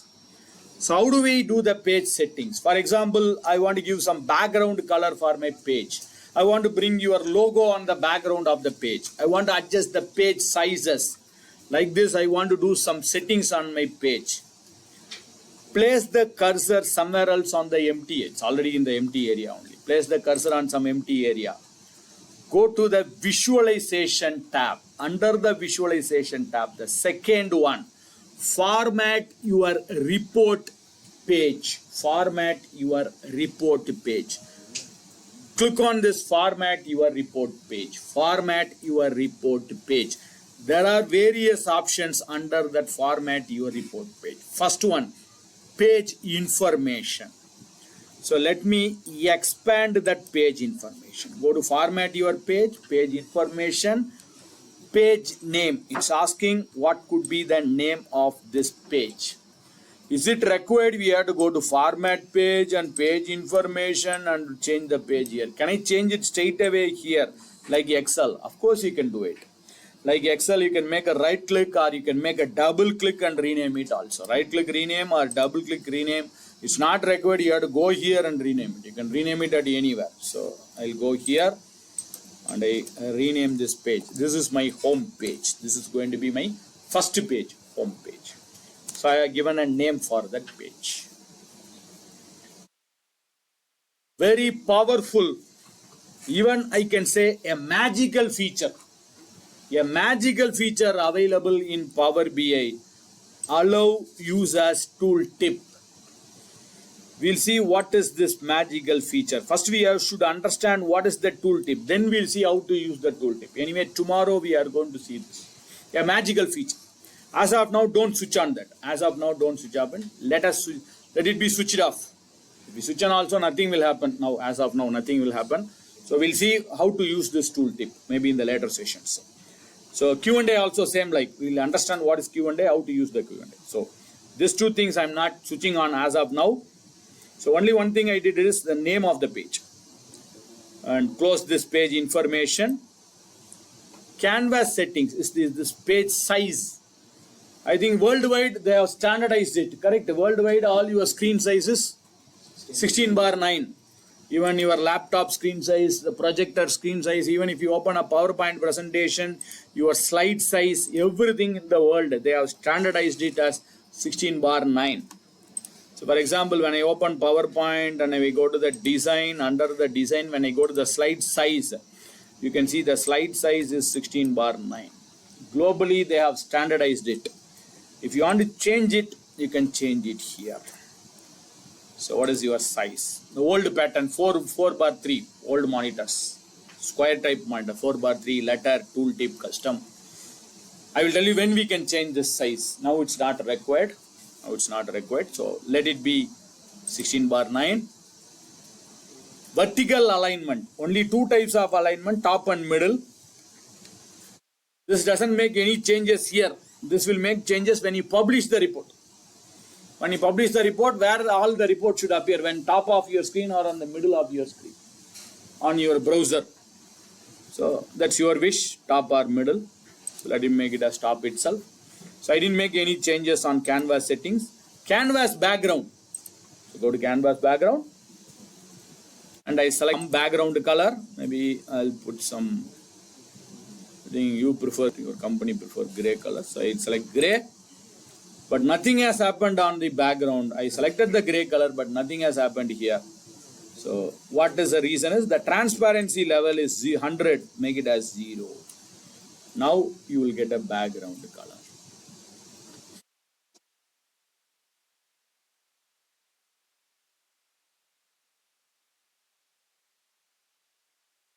Selected gray, but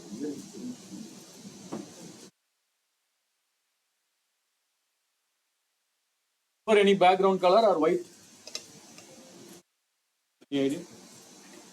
There's no standard. You can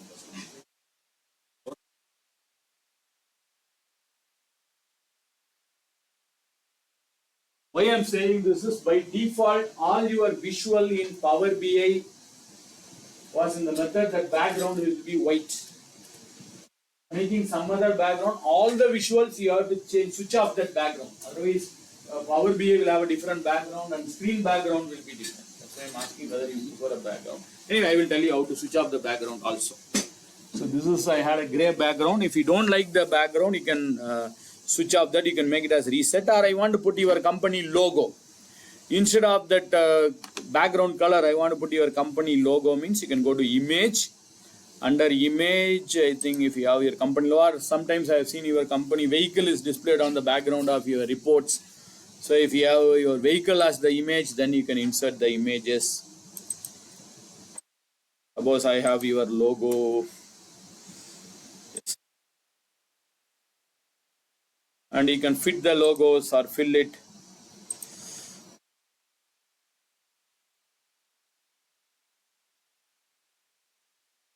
I believe normally you will not place the logo on the background, you will be placing the logo at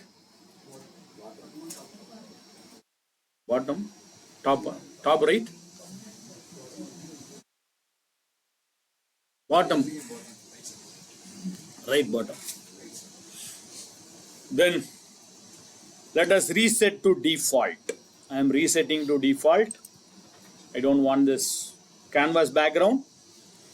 Second one is wallpaper. I think wallpaper and canvas background, is it both are same? I think I am here, no need for reducing the transparency because already the transparency is 0%. When I select the wallpaper and I am giving a color, the wallpaper, the background color is gray here. But could you tell me what is the difference between the wallpaper background and canvas background? Is both are same? Wallpaper background and canvas background. Wallpaper background is background for the entire page, but the canvas background is the background for this within the margin. Within margin is canvas. Within the margin is canvas. The entire background, the throughout the background is your wallpaper. Okay. You decide. So let me make it as a default. I make it as white background. And filter pane and filter card. What is that filter pane and filter card? There is a filter pane available here, right? Before the visualization, we have collapsed it already. This filter pane, you can make this filter pane visible to the end user also. End user can filter your data. Even you can switch off that. I don't want my end user to filter my data. There is I symbol. We'll talk about that later. After publishing, we'll talk about that. So when you are publishing, what should be the font size here? What should be the font color here? That can be decided under this filter pane and filter card. This is for formatting this filter pane and filter card. So as of now, I'm not doing anything here. To be precise, what I did is only one change. I did only one change. Page information, I changed only page name. That's all. All the other things we have explored, but we didn't do anything. I changed only the page size. Now let us see the logo and let us see about that template of your font.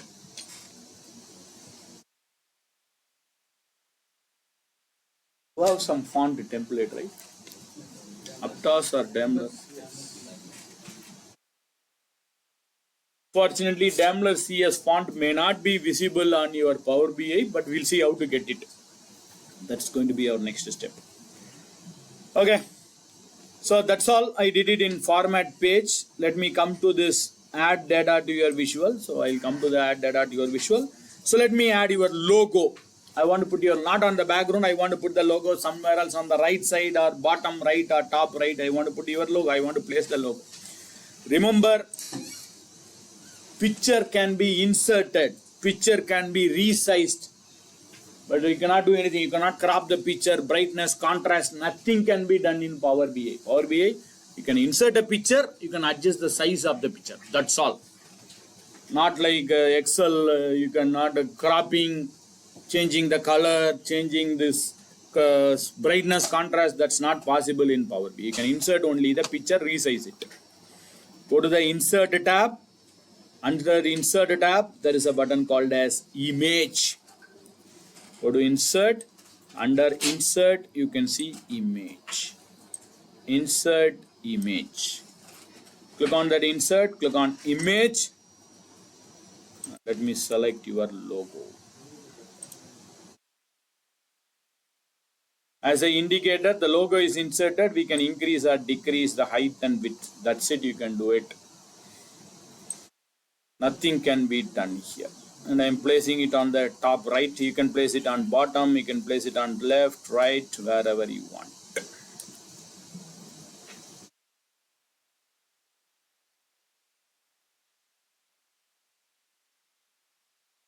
Okay. Insert image. Place your logo on the right. Title and the font.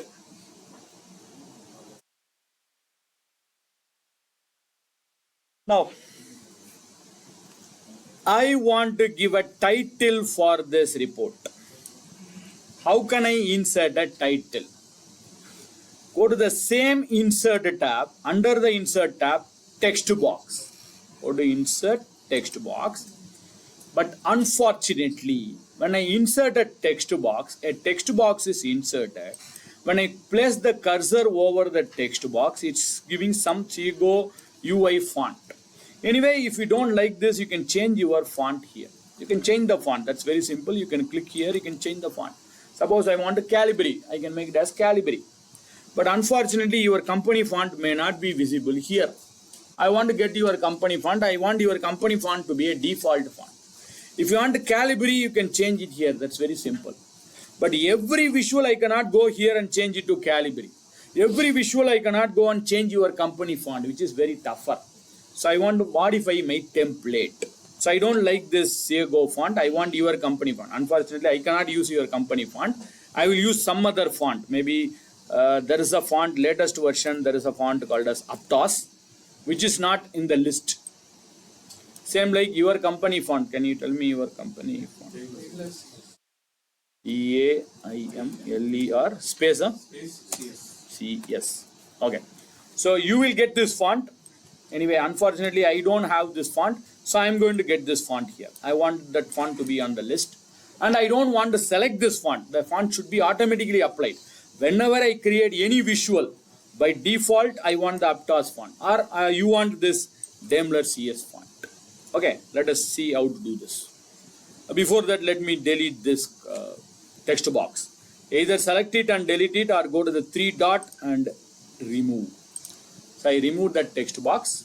Just for checking, I inserted the text box. Now I removed it. Go to View tab. You have to follow some 3 or 4 steps. If you don't have a standard font, if you have the Calibri or if you have the font available on the list, straight away you can do the first step. Since you don't have your company font on the list, that's why we have to follow 3 or 4 steps. If you have the standard font, then you can use this. View, click on the arrow mark of the themes, go to the View tab, click on the arrow mark of the themes, scroll down, go to View tab, go to the View tab. Under View tab, there is an arrow mark here. Go to the arrow mark. Under the arrow mark, customize current theme. Customize current theme. Go to View tab, go to the arrow mark and go to the customize current themes. When I click on the customize current themes, it opens a dialog box where we can see theme of colors. Color theme. That means when I create a chart, if I am creating a column chart, the first column will be in light blue, second column will be in dark blue, third column chart will be in orange. When you create a pie chart, first pie will be in this blue, second pie will be in this blue. If you want to change the color, you can change it here. Negative, what is the color? Positive, what is the color? Anyway, today and tomorrow we are going to see about conditional formatting, negative values, positive values. So coloring you can do it, but the reason I came here not for coloring, reason I came here to set the font. So go to text. Go to the text. Change all the 4 under the text, 4 things. General, title, card KPI, tab header. All the 4 into same font family. any one of the font family, because since you don't have your company font here. Assume if your company is using Calibri, I can make everything as Calibri. That's very simple and you can apply. Everything will be in Calibri font. Unfortunately, you don't have Calibri font. So as of now, you select some other font. It can be anything. Calibri, Arial or anything. So let me make it as Calibri. General, I make it as Calibri. Please do not change your font size. Do not change your font color. Because font size may vary from visual to visual. Pie chart may have a different font size. Pie chart may have different font color. And we can do a conditional formatting for that also. Please do not change this. Change only the font families. For all the four. All the four. General, I made as Calibri. Title, I made it as Calibri. Card and KPI, I made it as Calibri. Please change it. Please change it. Don't have the default one. Please change it. Then only you can change. You can bring your company font. Otherwise, if you are not changing, that changing will not be saved. So you have to change all the four. General, title, card and KPI, tab headers. All the four into some font, whichever the font you wish as of now. As of now, whichever the font you wish. I selected as Calibri. You can select anything. Arial, Times New Roman, anything. Change anything to a particular font family. Done? All the four? Can I apply this? First step is done. So now what will happen is, whatever the report you create, all the thing will be in Calibri font, but actually we don't want it. We want your company font. So apply. First step is done. Second step, we have to save this template. The template which we have to save this template. Go to the arrow mark again. Save the current theme. The theme which we have created, we should save this theme. Save current theme. And what is the name of the theme? That's your wish. And what is the location? That's also your wish. I'll put it in the same location where all my exercise files are residing. Morning I downloaded a file, Power BI exercise, and I am going to put it into the same folder here. Daimler font, some name. I am giving some meaningful name, your wish.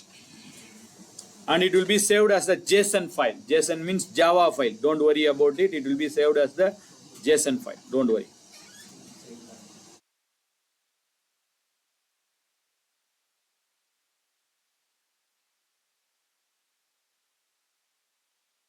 Okay, save it.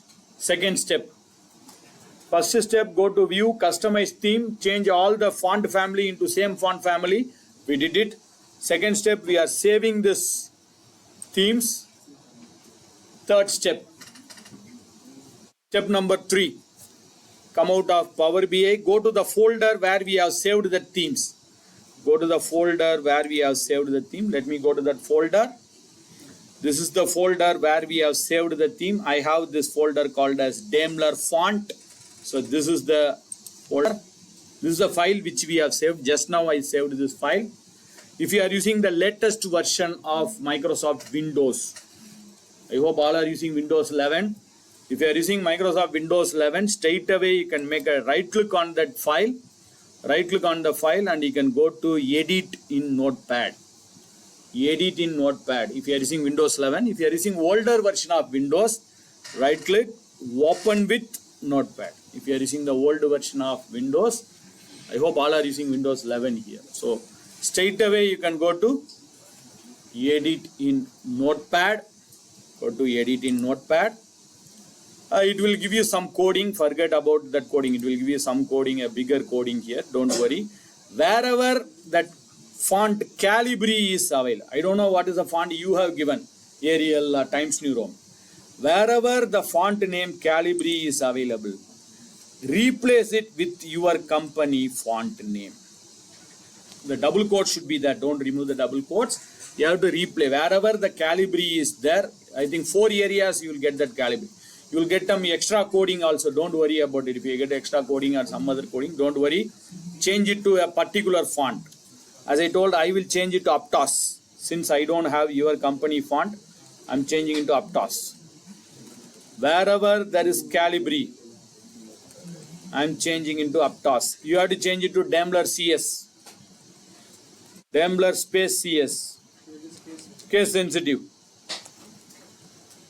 Daimler D capital. CS also capital. Ah, if you're able to do it, do it. Find. Control F. Finding is okay. You can replace it.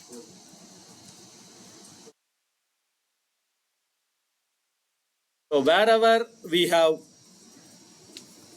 Calibri, I have changed into Aptos. I don't know what is the font you have given. If you have given Calibri, it will be there. Or Arial means Arial. Daimler space CS. D capital, CS also capital. Correct? After changing it, this is the third step. Last and final step. Last and final step here. Let me save and close this notepad. I'm saving it as usual. Control yes. I'm saving and I'm closing this notepad. Save and close this notepad. Come back to Power BI again. Come back to Power BI again. Go to View tab. Go to View tab. Click on this same arrow mark. Last and final step. Go to View tab. Same arrow mark.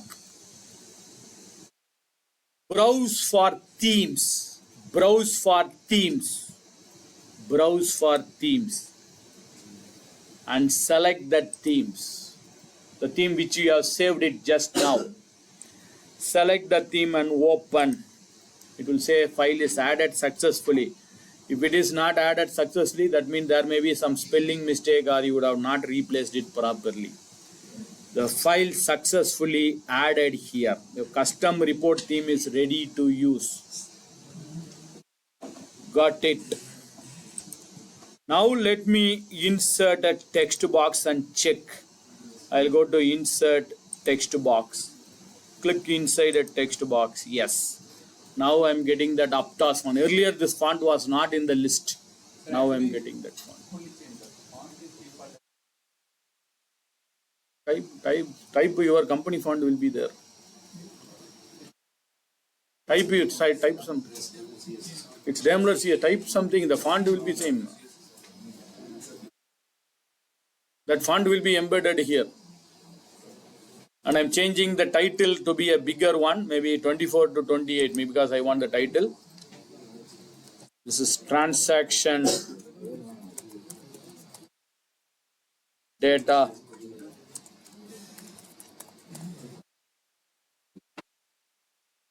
You will get your company font.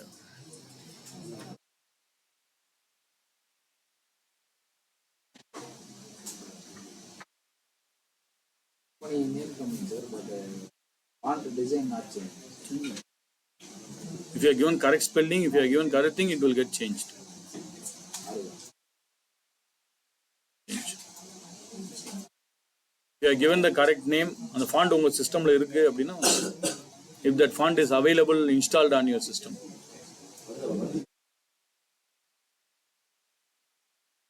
Got it?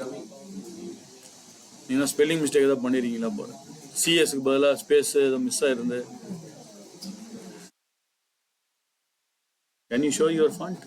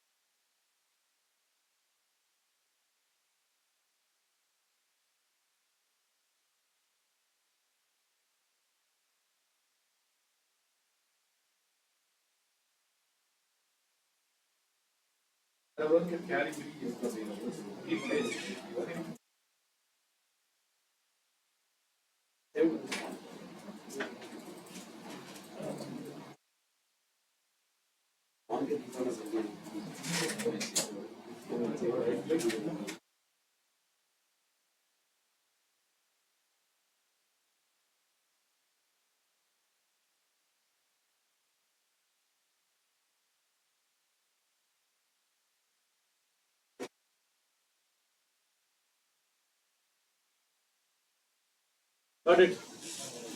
Any challenges? If you have standard font, no need for doing this much of steps. If you are using Calibri, if you are using Cambria, you can change it straight away. Since you have your own company font, that's why we follow these steps. Otherwise, it's not required. And while using this text box like this, please ensure that on the right hand side corner, you should not get a gray symbol like this. If you are getting the gray symbol on the right hand side of the text box, that means your width is not appropriate. When you publish it, other people cannot see your text.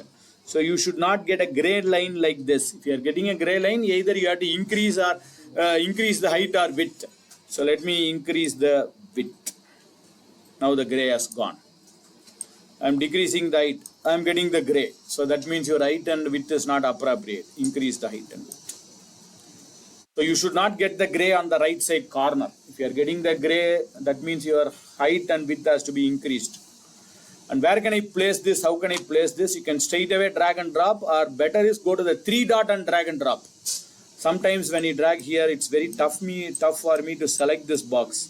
So when you go to 3 dot, then it's easier to drag and drop.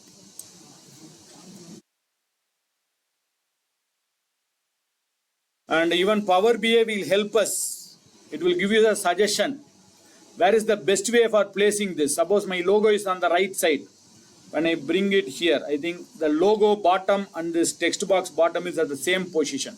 This is the right area to place your logo. Place your title. So I am placing it. Or I want it on the center of my page. When I come here, this is the center of your page. On the right hand side, and this is on the center of your page. You can place it here. So it will give you some suggestion where I can place it.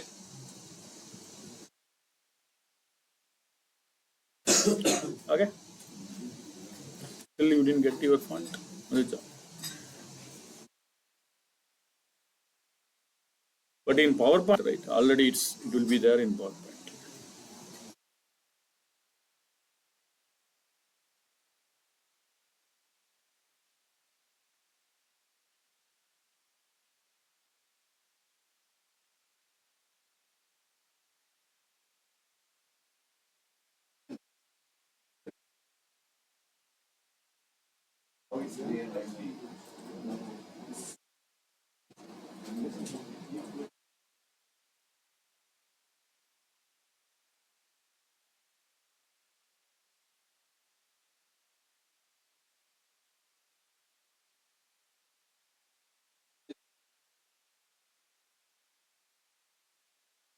How is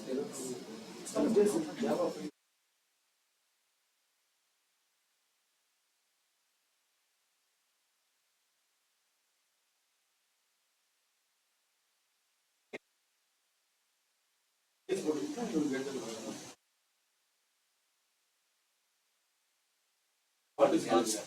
What is that? The name is meaning, not the font.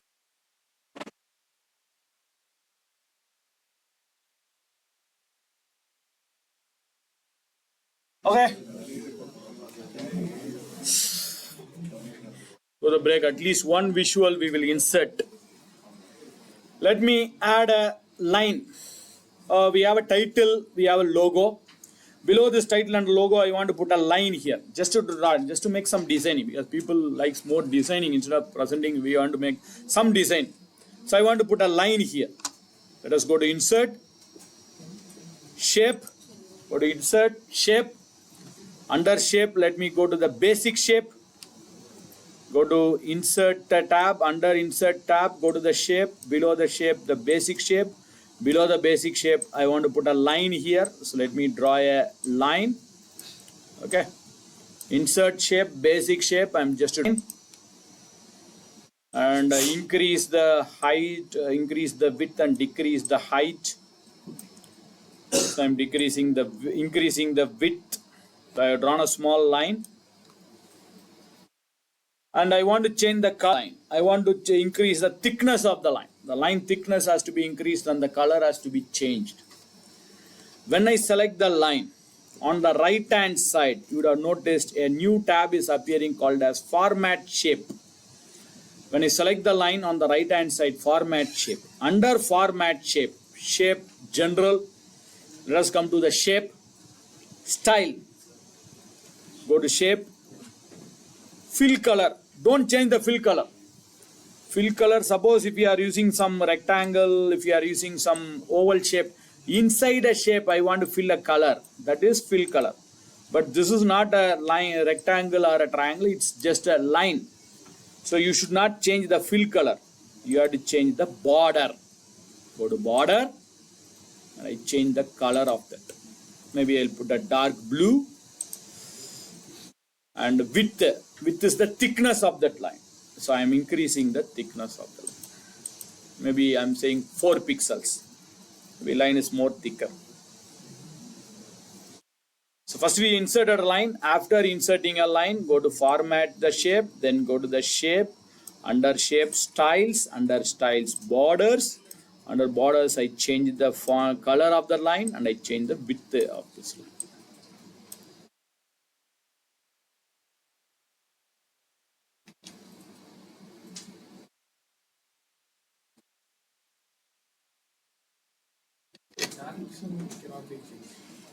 You have to change shapes and rotation. You can change this rotation.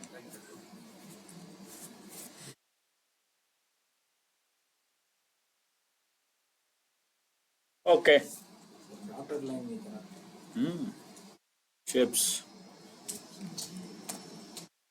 Line, flat line, cap type. All the options available there, you can utilize it.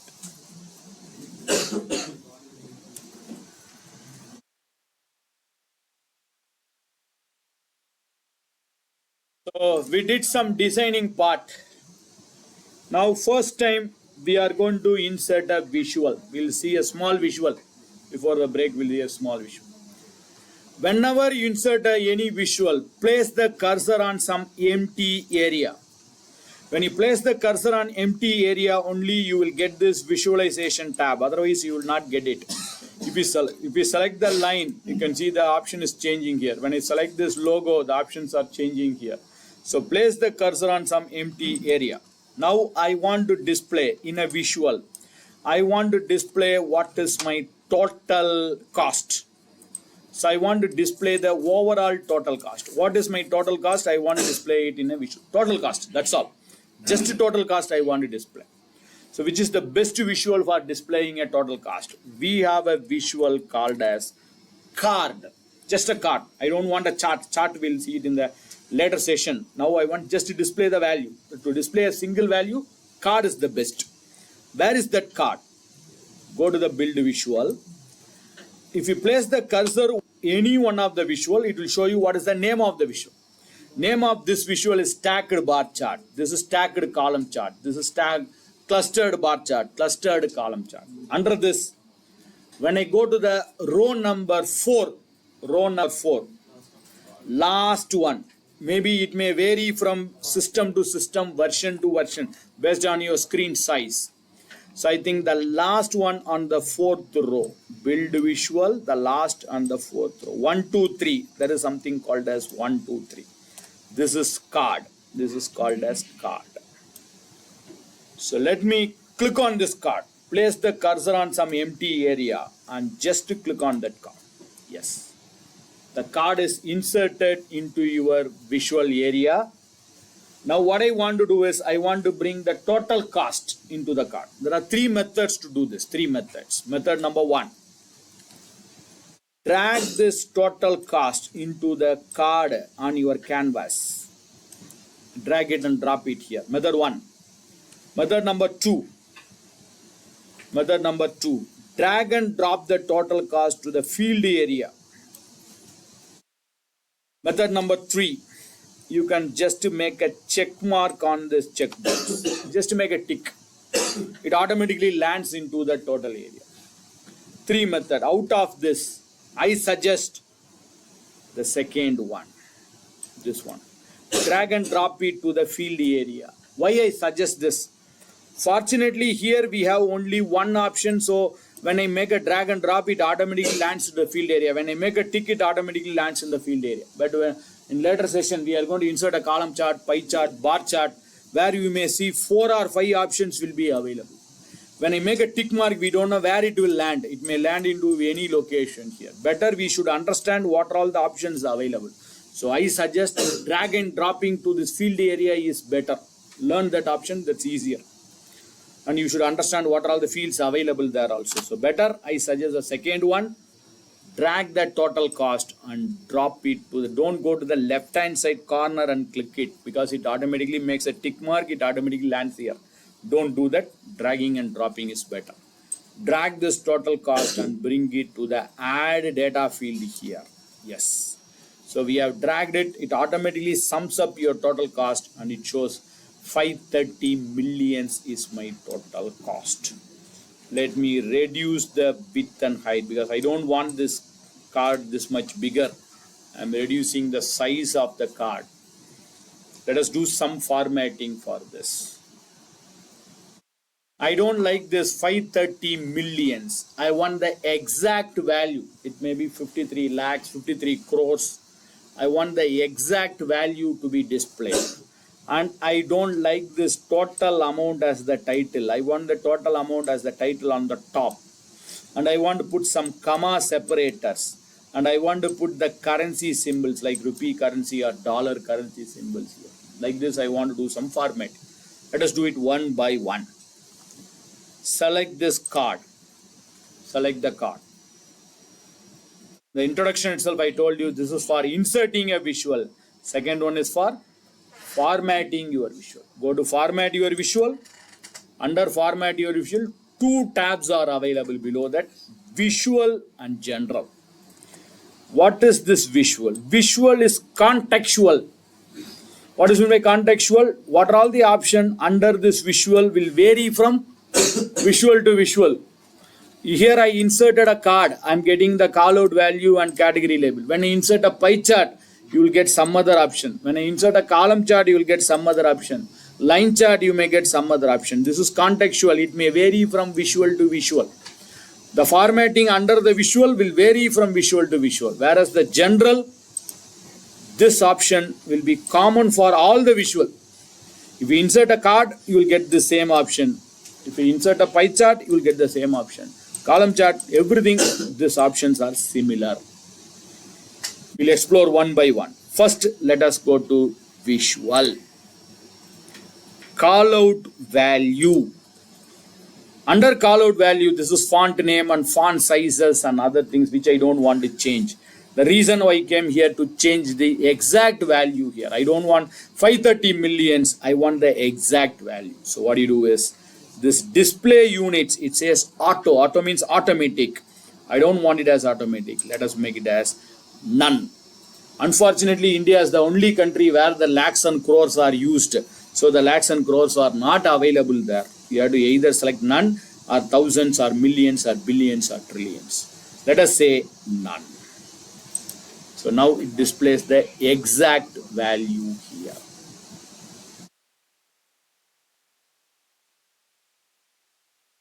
So go to format, go to visual, go to call out value and change the display units as none. How do we put a comma separator? How can I add a title? How can I add your currency symbols here? That's what we are going to explore. As of now, we started only very basics of visuals. We have to see at least 3 or 4 visuals today, and we have to publish one report by today evening. Maximum by today evening, we have to publish at least one report. So as of now, I believe you can save this file. I'm saving this file. We didn't finish the card. We have entered and we change the display units. We have furthermore other formatting on this card also, right? Probably the next process we'll see after our lunch break. I recommend to come as soon as possible so we can cover as much as possible. I want to teach more with all your cooperation. Save it and please remind me I am stopping the recording now.